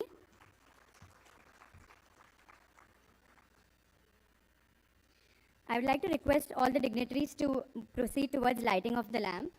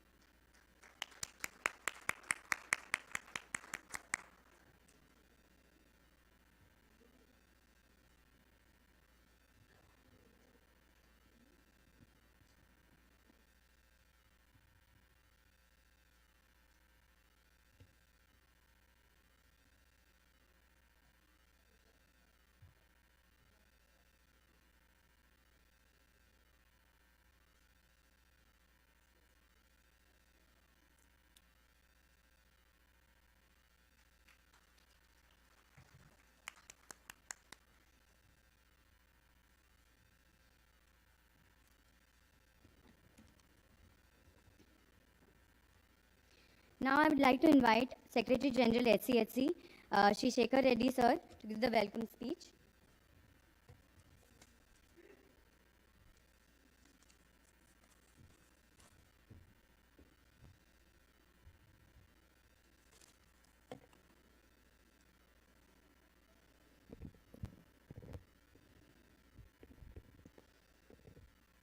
Respected D. Sridhar Babu Garu, Honorable Minister for Industries, IT and Legislative Affairs, Government of Telangana, Sri Vijay Singh Ji, IPS, Additional DGP, Government of Maharashtra, Sri C.V. Anand, IPS, DG and Commissioner of Police, Hyderabad City, and also the Chairman of the SCSC, Srimati Shikha Goyal Garu, DGP CID Telangana and Director of TG Cybersecurity Bureau, Sri Vikram Singh Man, IPS Additional CP, Law and Order, Srimati Kavita Dara, DCP Cybercrimes and Cybercrime Hyderabad, Bharani Kumar Arol, Garu Advisor SCSC, Santosh Kaveti, our Joint Secretary SCSC, respected officials, guests, delegates, supporting associations, sponsors, print and electronic media, colleagues, ladies and gentlemen, good morning to all of you and welcome to the Hyderabad Annual Cybersecurity Knowledge Summit 2024, Hack 2.0. The theme of this year's summit is From Awareness to Action, Shaping a Secure Digital Future. When our Commissioner, our Chairman, CSC, myself, Bharani Garu, when we met Honorable Minister Garu, in a fraction of moment he has agreed, he has accepted to come. There is the occasion. Not only that, he said, even we are also thinking at the government level, we want to do in a big way. So, thank you, sir, for blessing this occasion. And also, any number of events, whenever we approach, sir has come with very short notice. We are grateful to you, sir. And ఒక మాట చెప్పాలంటే మాకు ఇండస్ట్రీలో అంతా ఉన్న అందరి industry associations అందరికీ కూడా ఒక easy approachable and the man who can hear very patiently. That is, I think, a weapon or no, whatever you call strength. Is Sridhar Babu Garu. Is our మా పెద్ద దిక్కు, మా ఇండస్ట్రీకి పెద్ద దిక్కు. మేము ఎప్పుడు పోయినా వారు ఎన్నడూ కూడా నో అనేది మేము ఇంతవరకు ఎప్పుడు వినలేదు. So thank you very much sir. And Shri Brihesh ji, thank you very much for coming all the way. And I hope you will share your Maharashtra experience here. And we thank you, Anand Garu, for his guidance and his visionary leadership. And this is all happening because of his support and guidance and push and minute to minute. We want everything should go in a meticulous way. Thank you, sir, for your support. And Shika Madam, so always she is there forefront. We have seen her from the Sahas, from side also inauguration and other events also we participated. And she has given excellent the presentation and the initiative of the Telangana government. And we are also proud that under the leadership, the state is taking many initiatives in the cybercrime also.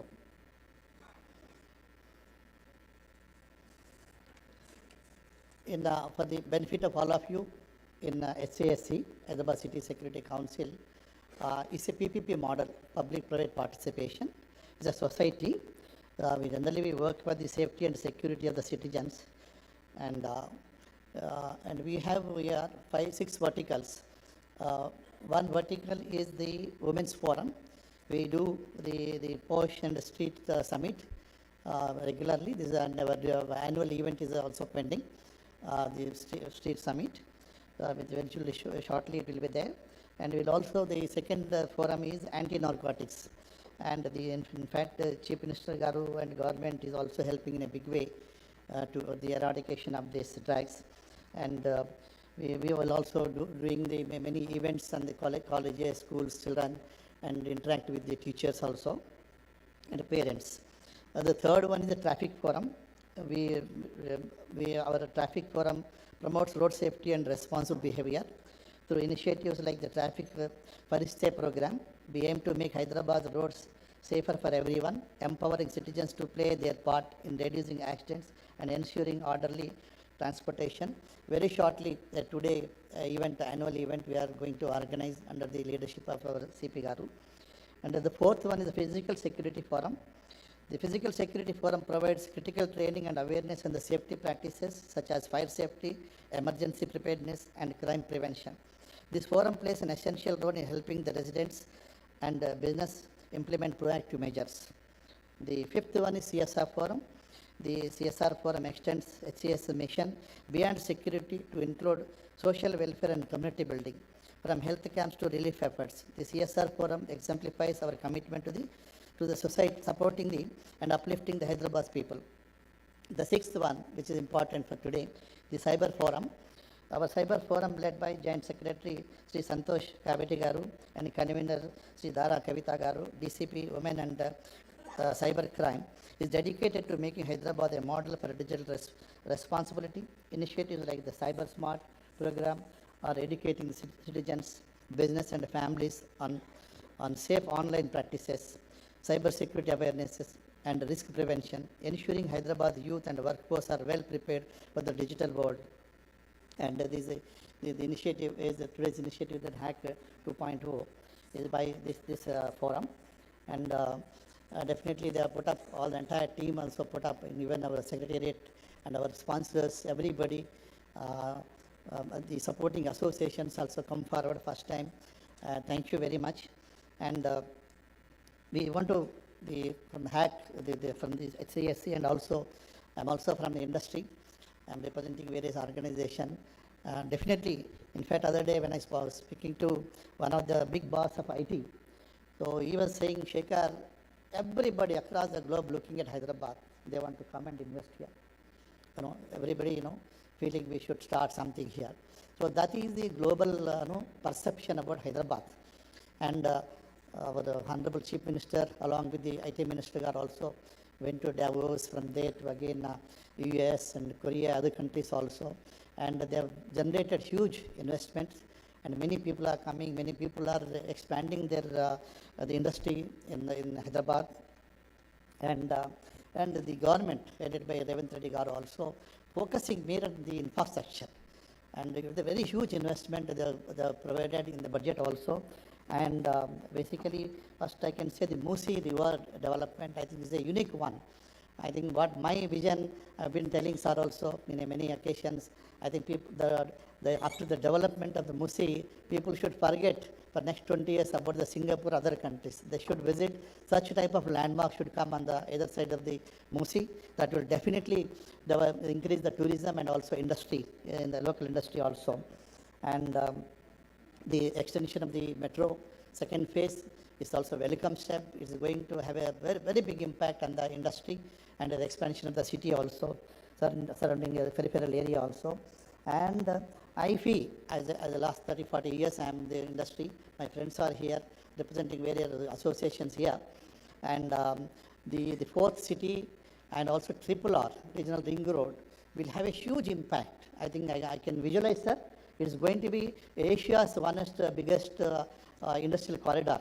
I can visualize with my own experience, and the government is also putting all efforts in that direction. And Hyderabad is known for the talent pool. But with the Revanth Reddy Garu and the team, the government headed by entire cabinet, now more and more focusing on the skills, I think, which is important. The CM గారు ఏమన్నారంటే నైపుణ్యత ఉండాలా, అతను ఎక్కడన్నా పోయి బతకండి ప్రపంచంలో, మన నైపుణ్యత ఉండనే విద్యని ఇద్దాము. So our entire citizens, our youth should have on-hands experience during the skill training. I think that is what is aim, and is supporting in a big way the skill in the university.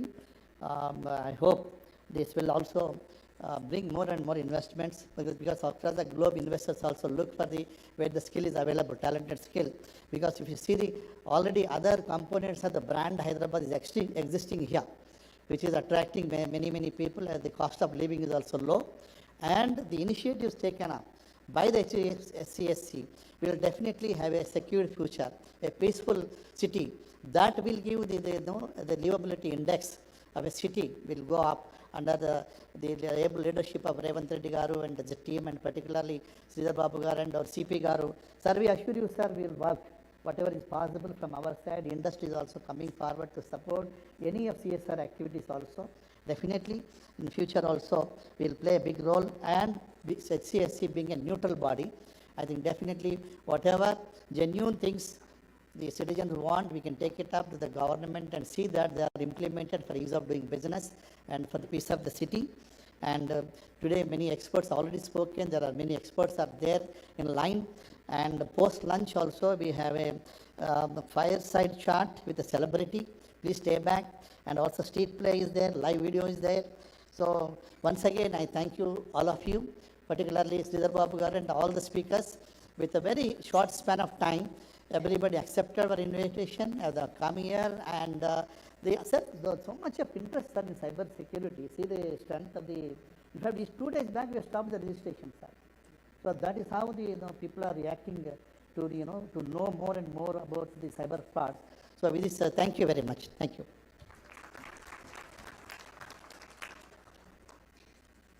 Thank you so much, sir, for that inspiring welcome address. Now I would like to request Shri C.V. Anand, IPS, DGN, Hyderabad City Police Commissioner and Chairman of HCSC, to address the audience.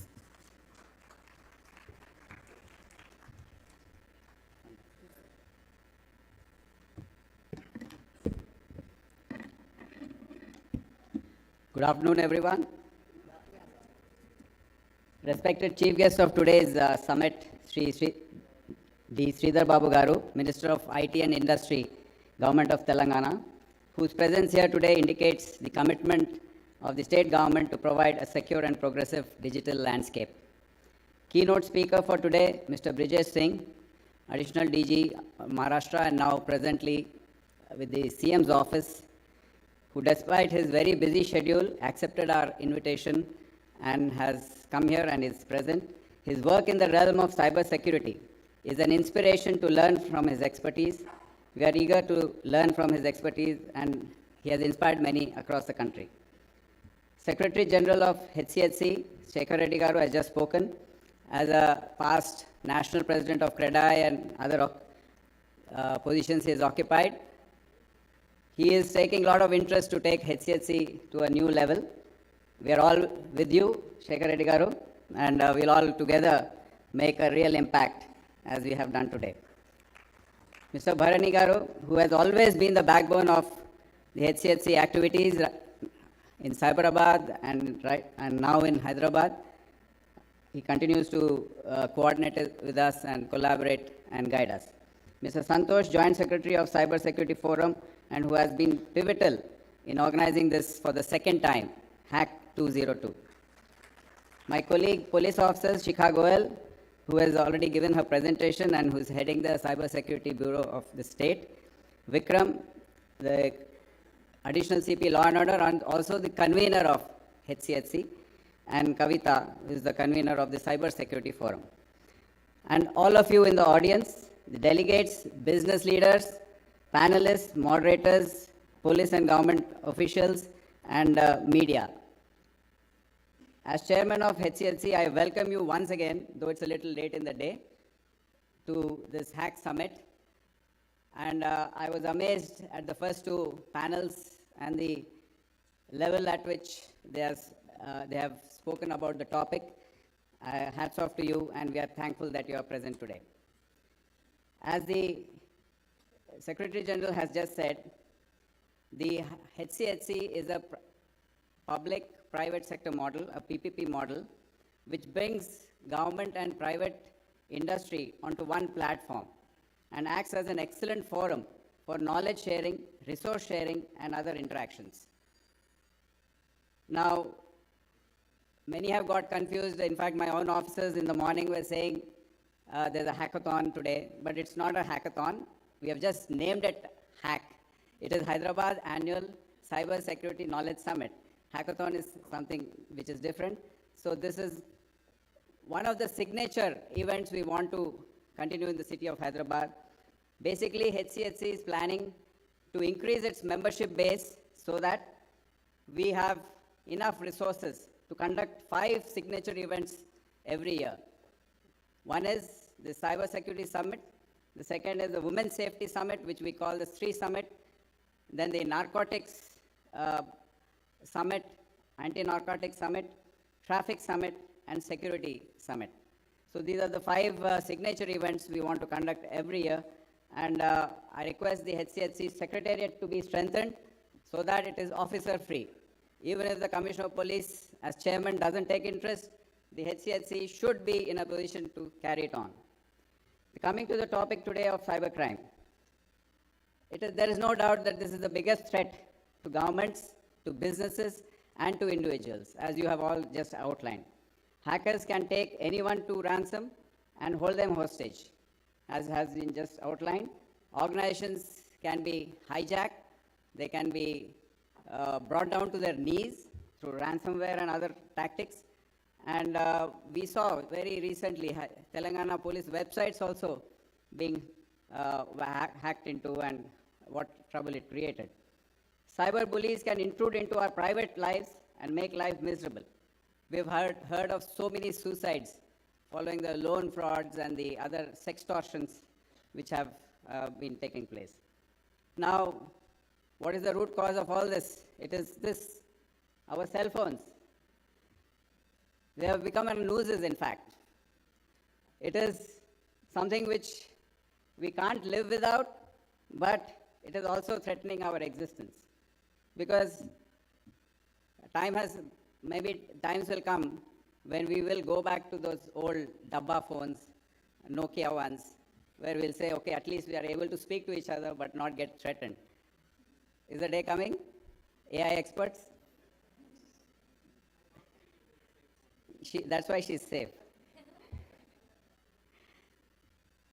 But let me tell you, we in the police force, earlier in the 90s, 80s, 90s, early 2000, we used to have our weapons with us because we were facing the Naxal issue, and we just, even under the pillow, our revolvers and pistols used to be kept. Now they are all gone. Now it is this. Without this, I am a failure as an officer. Because if I don't pick up the phone of the Honorable Chief Minister or the Honorable IT Minister, then he feels that I'm not very responsive. Similarly, I will treat my officers the same way. The only thing I've said, please answer your phone, even at the dead of night, because I won't call you just like that. So this has become a necessary evil, and we need to live with it. Crime data of the country shows a 24% increase in cybercrime in 1 year, in 2023, which compared to economic offenses, which increased only by 11%, crime against women increased by only 4%. You see the substantial jump. This is a figure which I don't really trust, because in our investigations, we have seen many cases in especially northern Indian states are never even registered. People go to the station and they give a complaint, and if it's a cybercrime, they just keep the paper with them because they don't even understand what it means. They don't have the software nor the tools which many of the southern states and other progressive states are having. So this, I would say this is not 24%, but it must be 50%. Then we have 36 types of modus operandi, types of cybercrimes, and 25 of them are frequently repeated. You must have heard of data frauds, dating frauds, custom frauds, investment frauds, gaming frauds, honey traps, extortions, loan frauds, lottery frauds, OTP, SIM swapping, trading, visa and job frauds, and whatnot. These are only increasing by the day. The latest one is the digital arrest. In fact, the Honorable Prime Minister spoke about it just last week, and I must tell you, people who heard that were able to prevent their own digital arrest. I know of a doctor couple who lost 3 crores 20 lakhs just last week. Both of them highly educated, highly qualified, working in a big hospital here. But poor lady was threatened to such an extent that she believed what was happening was true. And later, when the husband, by the time the husband interfered, and they had already lost 3 crores. There was another golfer friend who went missing from 5 a.m. in the morning. The family thought he must be playing golf in HGA. But later he didn't answer his phone till 10 o'clock. And they got worried, they started calling me. And they got really worried, they went onto the roads, I had to alert the concerned police station. Finally, he called them back at 10:30 saying, I'm okay. It's just that someone threatened me and I transferred so much of money. Later, when they came to the cybercrime PS, realized it was a case of digital arrest. So these are highly educated, qualified, successful businessmen and IT professionals who are getting trapped in this. So what is the issue here? It is not about education. It is not about, it is just about awareness and how to tackle the situation. I have some figures for you. The teams which went to Rajasthan recently caught 28 of cyber criminals in an operation which lasted about 15 days. Now, out of those, they had 243 cases all over India, 28 in Telangana and 15 in Hyderabad city. Another operation was conducted in Gujarat, and 36 of them were arrested. They had 983 cases all over India, 20 in Hyderabad city. Now, one must realize the difficulties which the police faces in investigating these crimes. It was just discussed in the panel, but I would like to go into a little depth of that.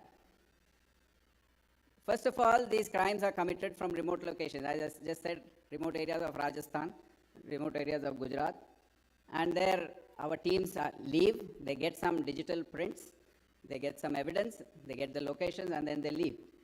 But once they are there, they are faced with the entire village coming on to them.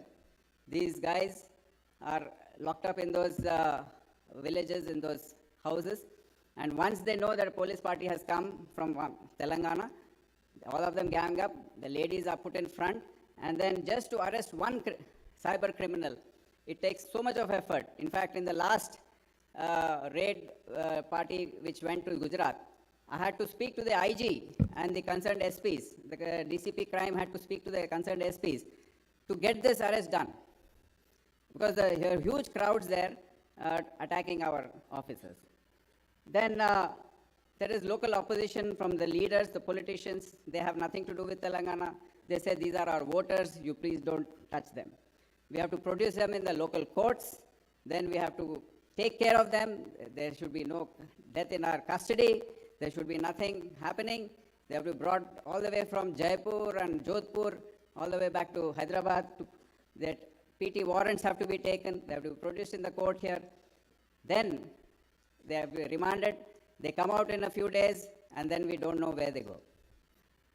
So that is the true story of what is happening.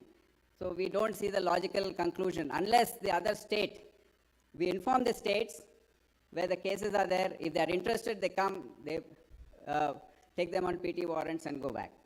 So these are the difficulties. I would like all of you to appreciate the difficulty and why we are not able to control this and why it is exponentially increasing, this crime of cybercrime, because it has become so safe and easy to do. The Hyderabad City Police has been able to freeze 73 crores and refund 38.5 crore in this year alone.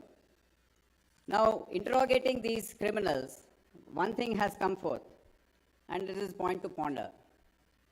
That is, they are saying, we are educated, we are engineers, we are this and that, but we have no job to do. Now, do we relate this to the larger issue of unemployment in our country and our education system not able to produce youth who are able or fit for that type of employment? The HCSC believes in comprehensive approach in all its forums. The Cybersecurity Forum is particularly active in educating the public, creating awareness, and it has reached 3 lakh people online. Today we are launching the I Am Ready campaign, which has 3 components. First is the use of strong passwords. Second one is to enable multi-factor authentication. And the third one is to stay informed. We all need to take this pledge seriously and operation from today onwards. In the end, I would like to thank the sponsors who have come forward. Without their help, we will not be able to do these type of events. I thank the organizing committee of Santosh, Seema, Anandita, Najam, and Kavita for putting in all the hard work. And I welcome you once again to this Hack Summit 2.0. I request all of you to attend all the sessions. It's going to be very, very educative. And I I inform you that this is going online and you will be able to watch this on YouTube and other social media. Thank you for giving me the opportunity.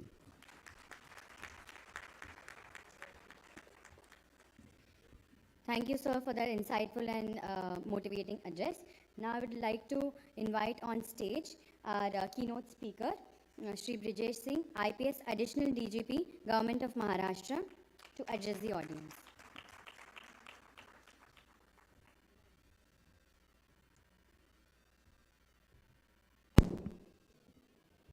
Honorable Chief Guest, Shri Babu sir, Commissioner of Police Anand sir, Shikha Madam, Vikram, colleagues and friends.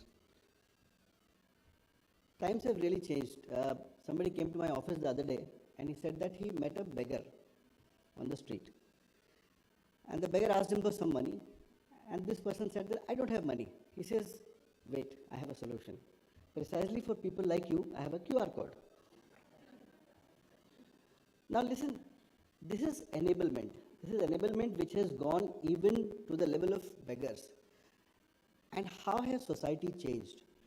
Now in this huge enablement, in the last 10 years, everything has been either decentralized, dematerialized or digitized. So your identity, your location, your money, everything is just digital today. Now this has, while it has given rise to this huge enablement, it has also created a huge cybercrime ecosystem.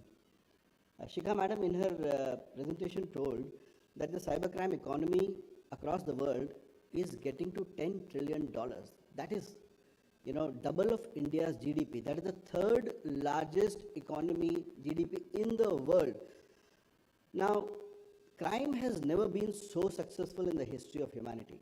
And this is a time when we need to seriously sit down and tackle this menace.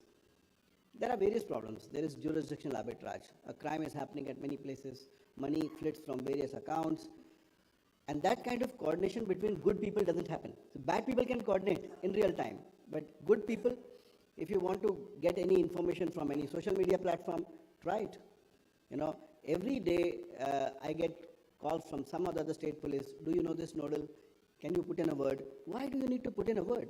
If, you know, for investigation, for a sovereign function of the state, certain information is required, it should be the bounden duty of that platform to give that information. If that information is regarding my citizen, then that platform is bounden to give that information. Now, these are the things which need to be fixed. The governance of internet is broken. So, when the internet started, it started with this, you know, idea of laissez-faire, of 230C of the Communications Decency Act of US, wherein platforms had no responsibility. In 2021, India came up with, you know, Digital Media Intermediary Guidelines and Ethics Code. Even with that, the compliance from social media platforms and apps regarding information for law enforcement investigations is not up to the mark. And it becomes a huge impediment. See, apart from that, I think Bala was talking about, you know, information interchange between various kinds of intermediaries. Let's say there's a number which is committing fraud. So if that number is instantly shared across all wallets, all platforms, everybody, then they would be able to stop payments. See, 1930 is doing a wonderful job. But there are things to solve there also, because accounts are frozen. Then to defreeze, you have to come up with a particular mechanism wherein, you know, people are not affected. So today is a time when we are facing a pandemic which is much larger than COVID, and that pandemic is of cybercrime. As this digital enablement grows, this Samudra Manthan is going to happen, you know, attackers versus defenders. That while Amrit is going to come out, the poison is also going to come out.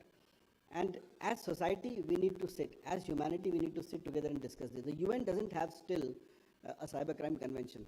The ad hoc committee of the United Nations has submitted a draft cybercrime convention. I think that should go through, because earlier we had a Budapest convention, which is broken, which does not work, because there are two parts to it. India did not sign because on the second part, the West is trying to teach us democracy. The largest functioning democracy of the world, you come and try and teach us democratic principles under the name of Cybercrime Convention. That's odd. So, also if you look at the governance of internet, it's lopsided. And it needs to have the aspirations of, you know, billions of people who are in this part of the world. I also believe that the wonderful example of Telangana police, where they've shown serious commitment to build capacity and capability both. And the way industry responds to their call. Look at you all have come here at their call. And the openness they have shown to interact with you, to learn from you, to take solutions from you. And we have wonderful talent here. I have worked with Prasad Patibandla, I have worked with Krishna Shastri. Krishna Shastri, we were working on the Cosmos case, and you know, the case was so complex that there were 20,000 transactions in 29 countries in 2.5 hours. Right, across the world. And we were investigating this case. The attacker was so smart that he had taken away all, he or she, PK would, you know, not agree to bias here. And the attacker was so smart that he was sitting on the system for months and he had cleaned out everything when he went back. But Shastri was able to pull out the binary from the memory and recreate it. So it was an amazing piece of investigation. And it's really world-class investigation. So our capabilities, our capacities are amazing. It's that we should collaborate. Professor PK was saying about academia. I think this needs to be formalized now. That there has to be a formal aspect that wherein law enforcement, industry can go to academia and tell them that, hey, look, we have this serious problem. Because as technology increases, everything is going to change. See, there's a variable called Strava, which gave away the location of secret CIA bases because the data was breached. See, I'm wearing this, you know, health ring. It has so many sensors, there's so much data about me. Now tomorrow if the data is breached, somebody would know everything about me, my health status, my heartbeat for every minute for the last 1 month. So it's dangerous. It's getting into real serious territory. the Data Protection Act, which India has enacted, is a good, serious step towards that. The implementation of that really needs to be seen. That what was talked about as a culture of privacy, that should be built by default. I also believe that government has its role, and people have their role too. So by being cyber aware, by practicing proper cyber hygiene, you can literally be protected from 70 to 80% of the cyber threats. If you just follow basic cyber hygiene, the government will do its own, police will do its own, but the first job for you is to be aware and to protect yourselves. I am really thankful that I was called for this wonderful program. Thank you, sir. Have a good day. Thank you so much, sir, for such a thought-provoking address. Now, I'd like to call on stage and request our Honorable Minister, Shri D. Sridhar Babu, sir, to facilitate the speaker with the memento. Can we have the memento on stage, please?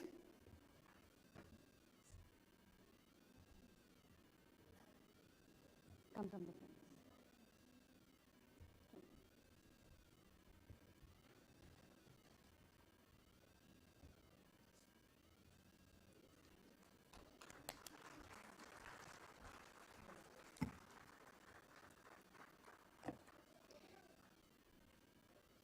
I would like to request our chief guest, sir, to launch the videos.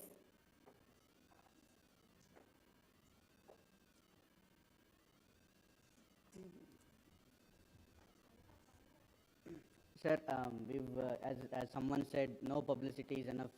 No, we cannot do enough awareness programs. We've created a couple of videos that we would like for you to launch virtually. There is no gesture here other than, we'll imagine that you're doing something virtually here. It's a virtual launch. So if you don't mind, can you please play the videos, please?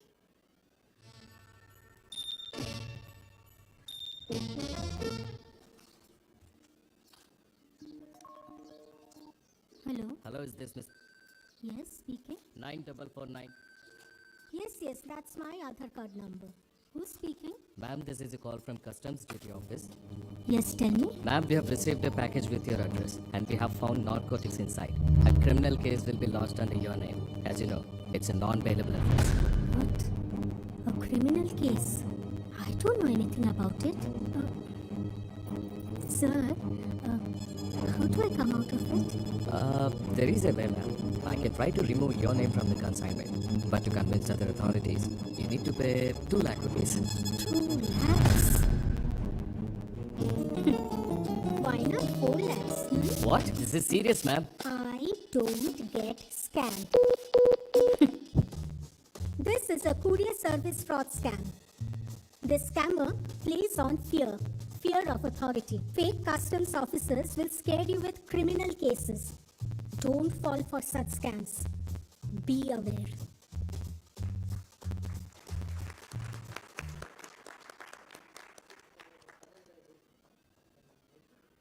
దన్ను ఒక 4 days లో 10 lakhs ఏమన్నా arrange చేయగలవా? కొంచెం urgent. ఎందుకే?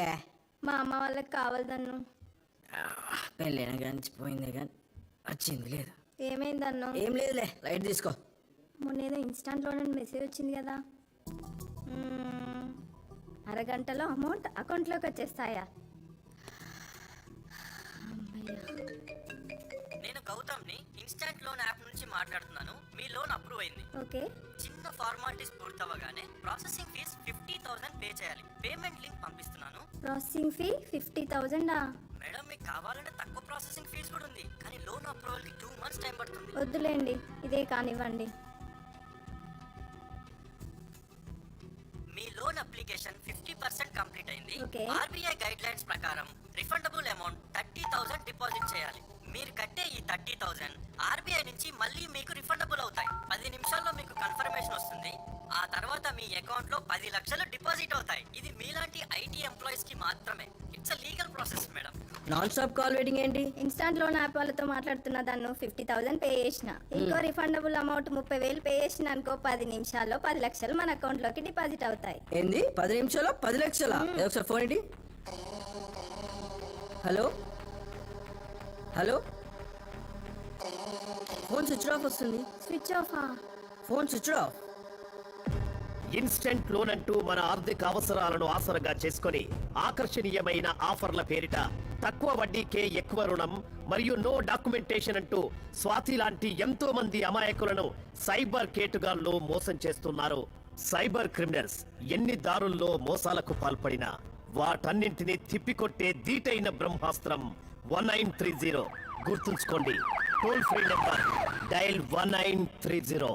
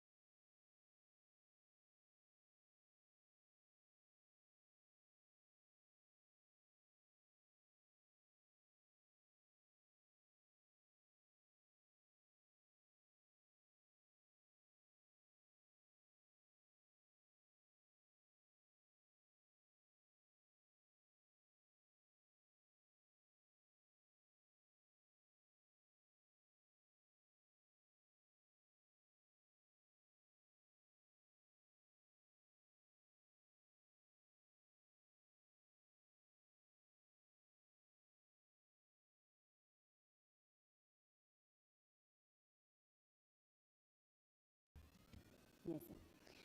Now I'd like to call on the dais our chief guest, Shri G. Sridhar Babu sir. He is currently serving as the Minister for Information Technology, Electronics and Communication, Industries and Commerce, and Legislative Affairs in Telangana. Sir, we request you to come and address the...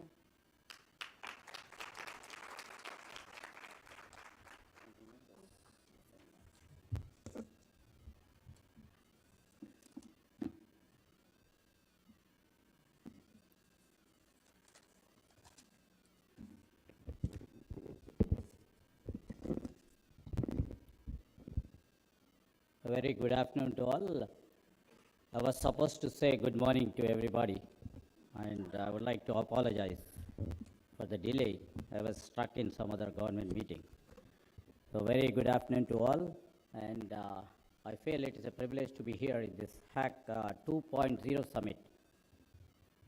You know, I consider it as a landmark event, you know, which is bringing a very strong community of leaders, experts, practitioners, the men from academia, and the students who are interested in this cybersecurity.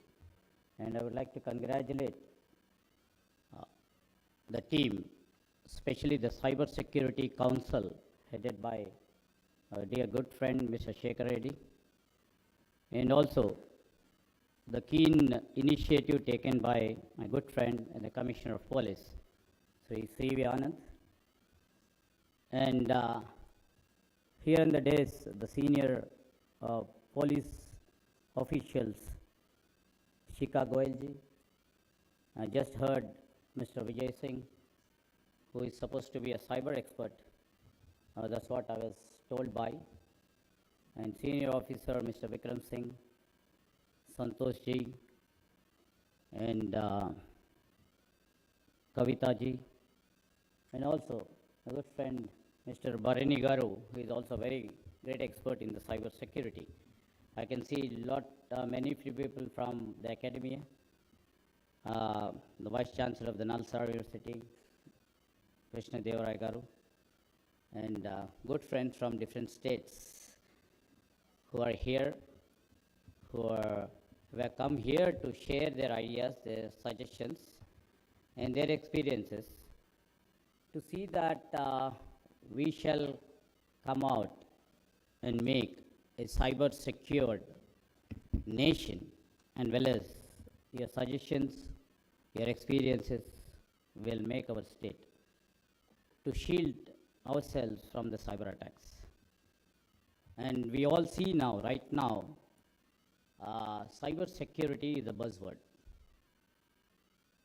many a time what we see is not only what we think about cybersecurity, and everybody knows about cybersecurity, and nobody would like to literally know about cybersecurity in the larger go, but we are all a prey at one point of time to this cybersecurity issues. We do know that it's not a government or an IT issue right now. It is an issue concerning every citizen and every business leader sitting here, every organization and every individual in our state and all through the nation and all through the globe. And as a minister for IT, as a minister for industry, as a minister from our government, we are here to see and to know what you people speak, what you people indicate us, and over a period of time, how do we emerge as a best state in creating a safe, inclusive, progressive, and digital ecosystem in times to come.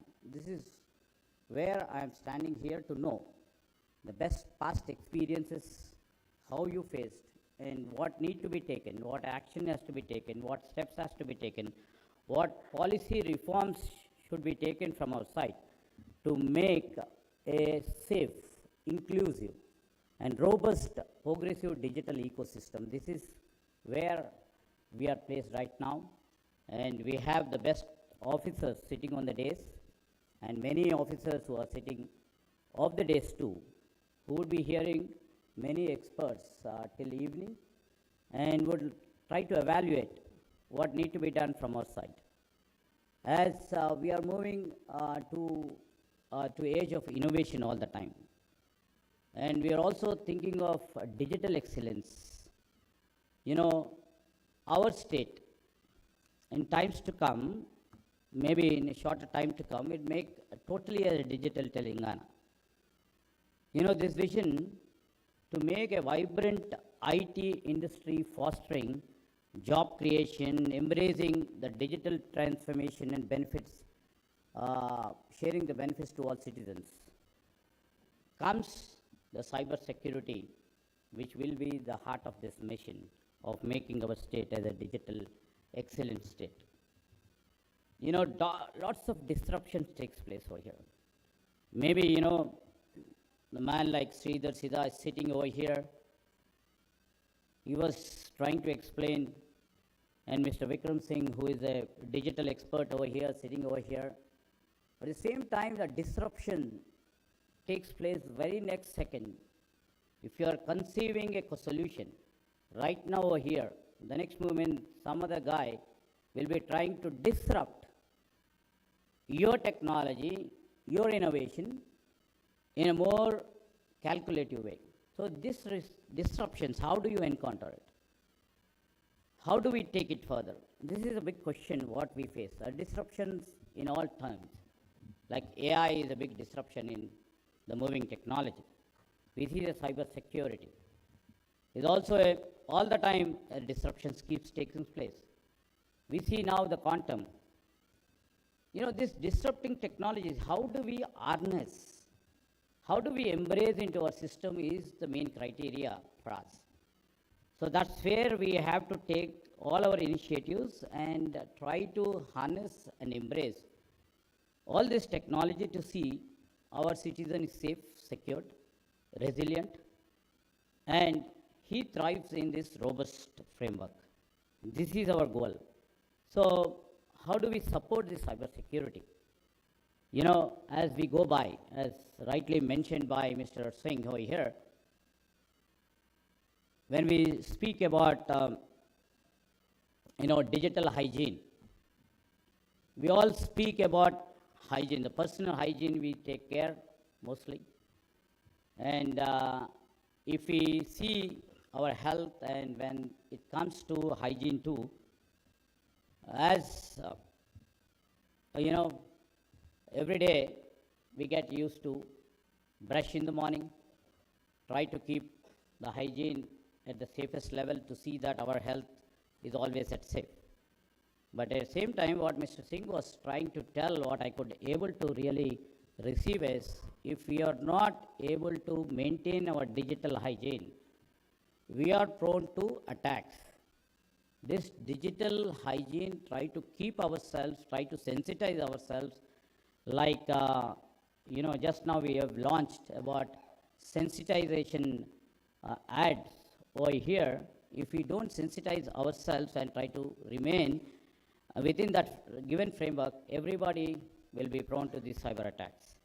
This is what we were trying to keep abreast of what we would like to do.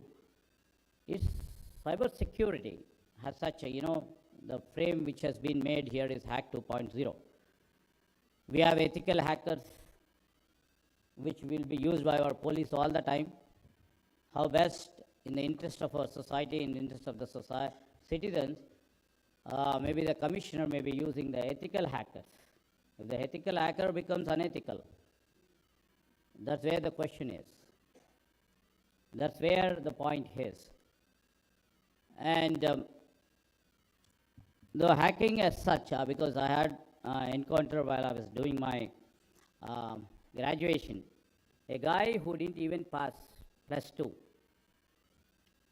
He was doing all the hacking, and he was mentioning that he was doing ethical hacking. So I was just telling him, why don't you finish your +2? And why don't you do your engineering? And he said he's not interested. After a couple of years, after 4 or 5 years or 6 years, most probably after I finished my post-graduation, I met him en route back to Hyderabad from Delhi. I was asking him, what are you doing? Sir, I didn't complete my graduation, but I am working for a multinational organization in Singapore and earning about 1.5 lakh per month. Just imagine a 10, 12 years back. Maybe he's earning maybe his papers will be about 10 lakhs per month this day.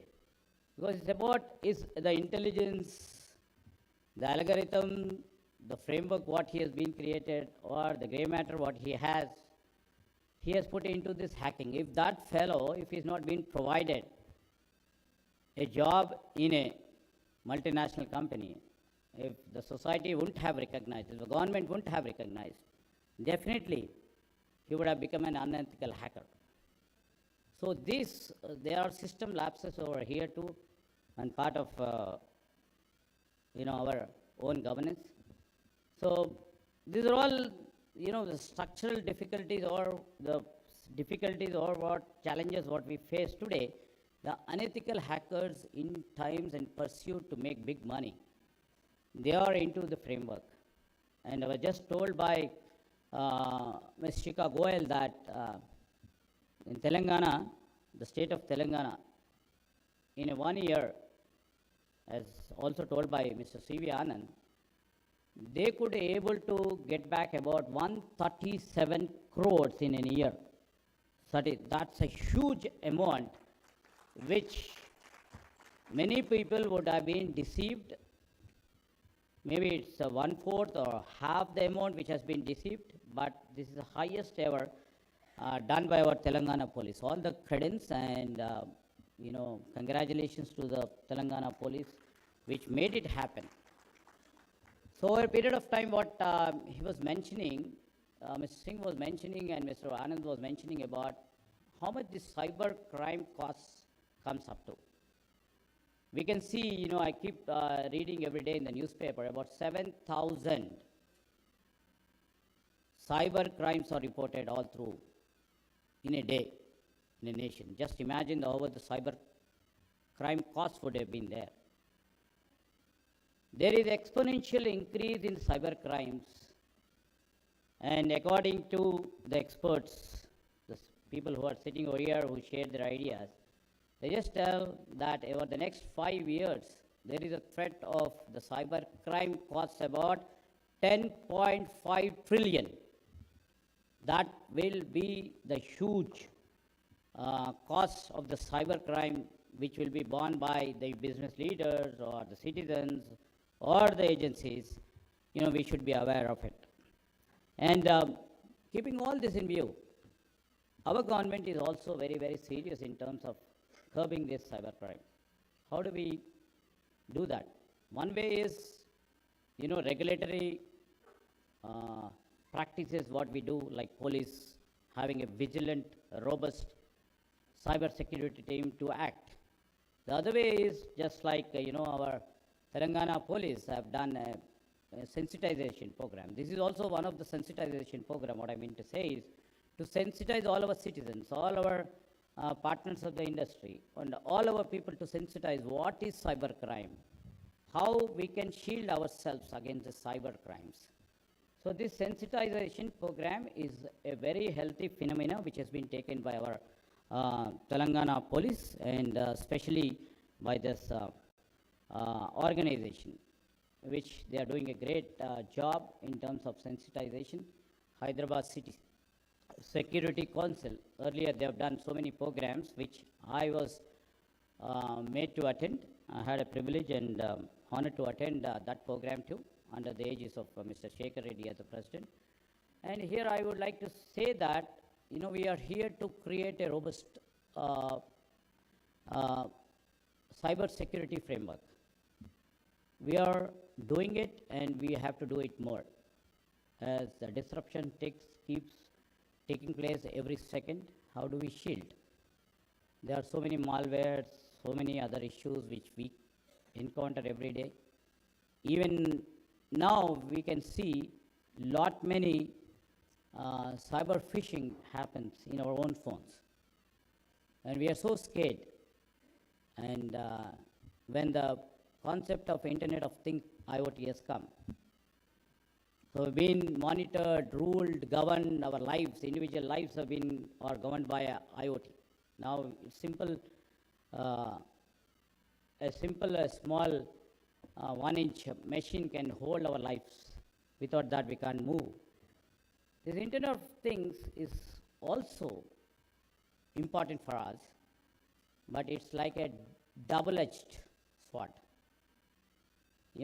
Technology empowers us. Technology always moves ahead to keep us abreast and move and make faster decisions. But at the same time, it also has lot many challenges the other side. So how do we see that this double-edged technology can be really rerouted and harness this technology to make it as a weapon for our progress of our humankind. This is a big challenge and we keep on thinking, we should keep on thinking, we should come out with solutions. And I was just, in the last debate, what I was seeing from the academia professor, that academia should be infused with the industry as well as the government as well as with the agencies. So I do agree. There is a gap between academia and industry. That's where our government is also stressing the point. There should be a connect between academia and the industry and academia and government, so that whatever the academic theories are there, when it is put into practice, what are the real challenges?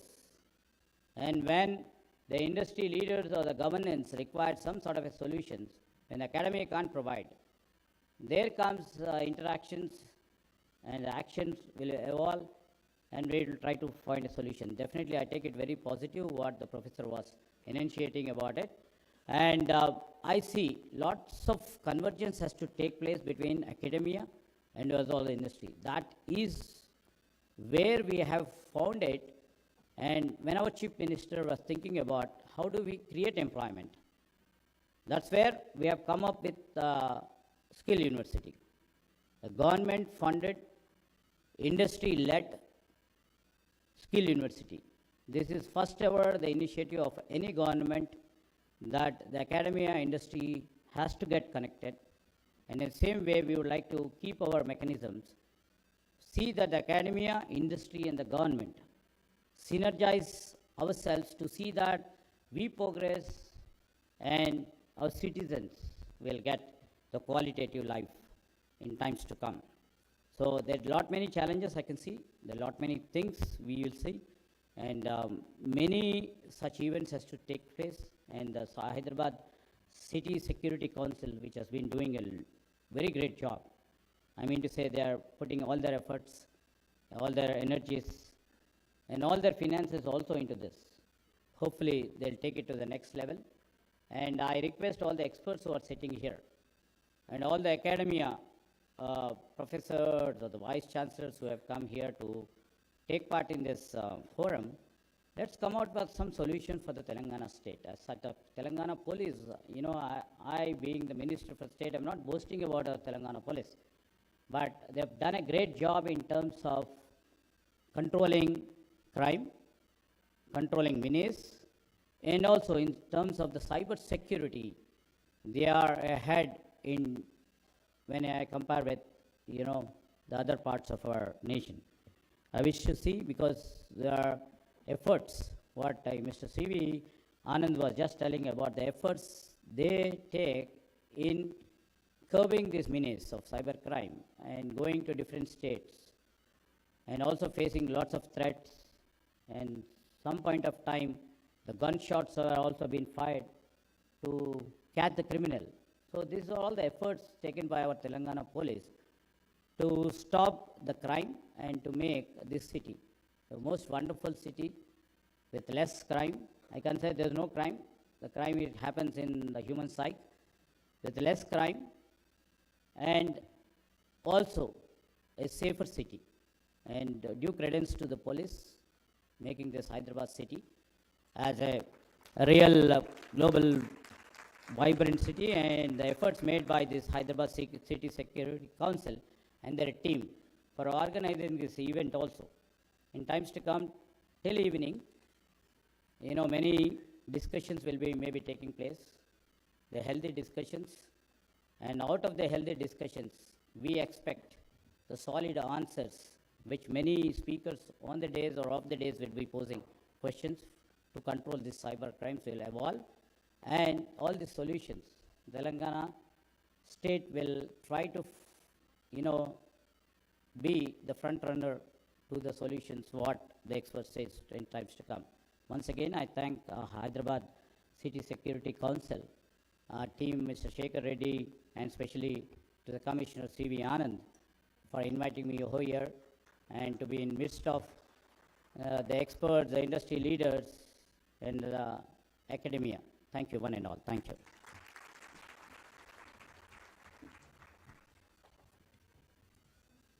Thank you so much, sir, for sharing your insights and perspective that has added immense value to the summit.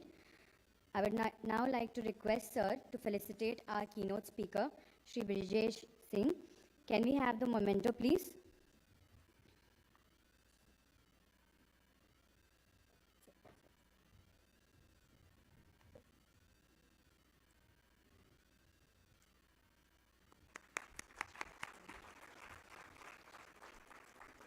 Now we move on to felicitation of our sponsors. For Ramki Group, Bobby Venna.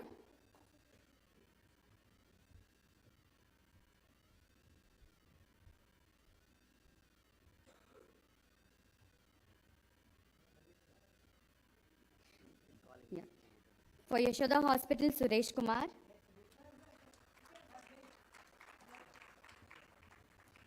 Our street play sponsor, Anil Agarwal.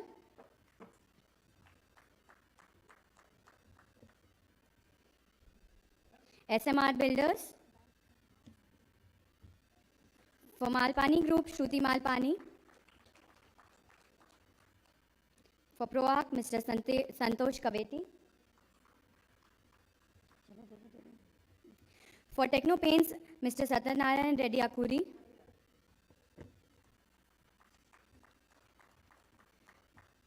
For Surya Industries, Mr. Kiran. For Sri Sampada Homes, Mr. Nishant Boja. For Narayanamma Institute, on behalf of Sri Vidya Reddy, Dr. Shashwat Pathak.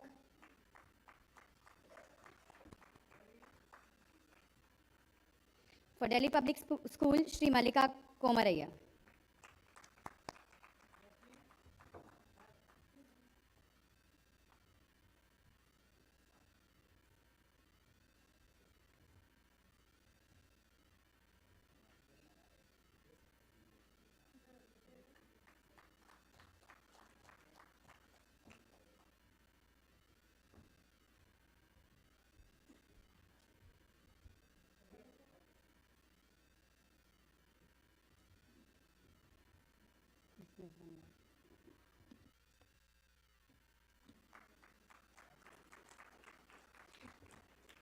Now I'd like to request Shri C.V. Anand sir to felicitate our chief guest with a memento. Can we have the memento, please?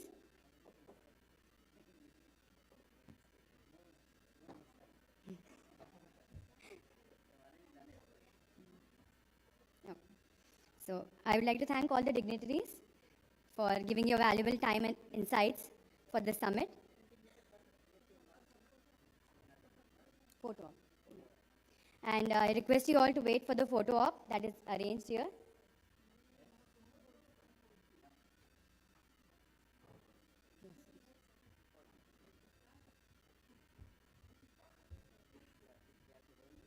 Yes, sir.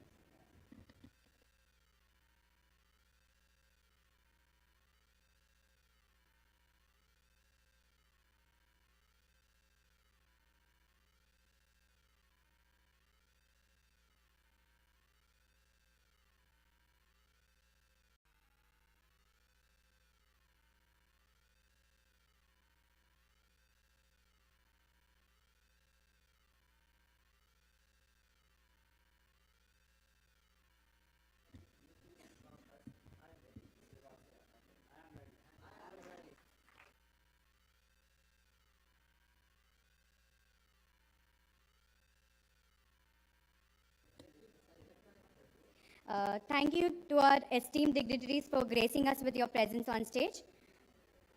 We'd like to invite you all to take your seat in the audience as we break for lunch.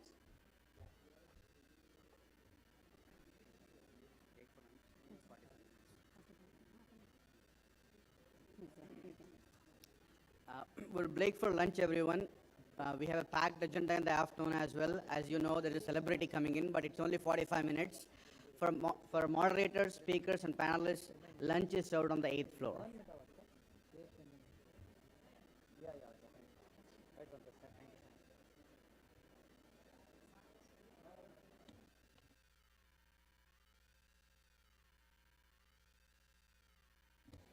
Kindly remain seated for some time. Kindly please remain seated for some time due to protocol restrictions. Let the dignitaries move out and then we can break for lunch, please. Thank you. Everybody please kindly remain seated.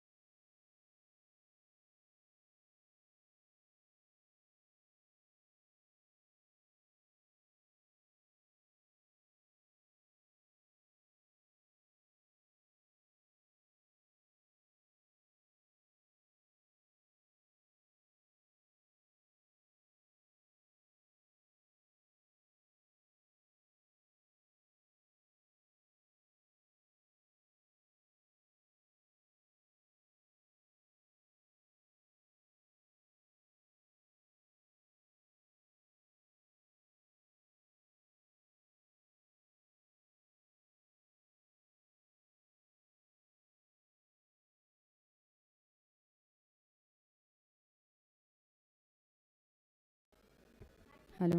Yeah. Kindly please note that the lunch break is for 45 minutes, after which we have very interesting programs lined up like live demo and street play, along with our fireside chat with our celebrity. So please have your lunch on time and please come and be seated. Thank you.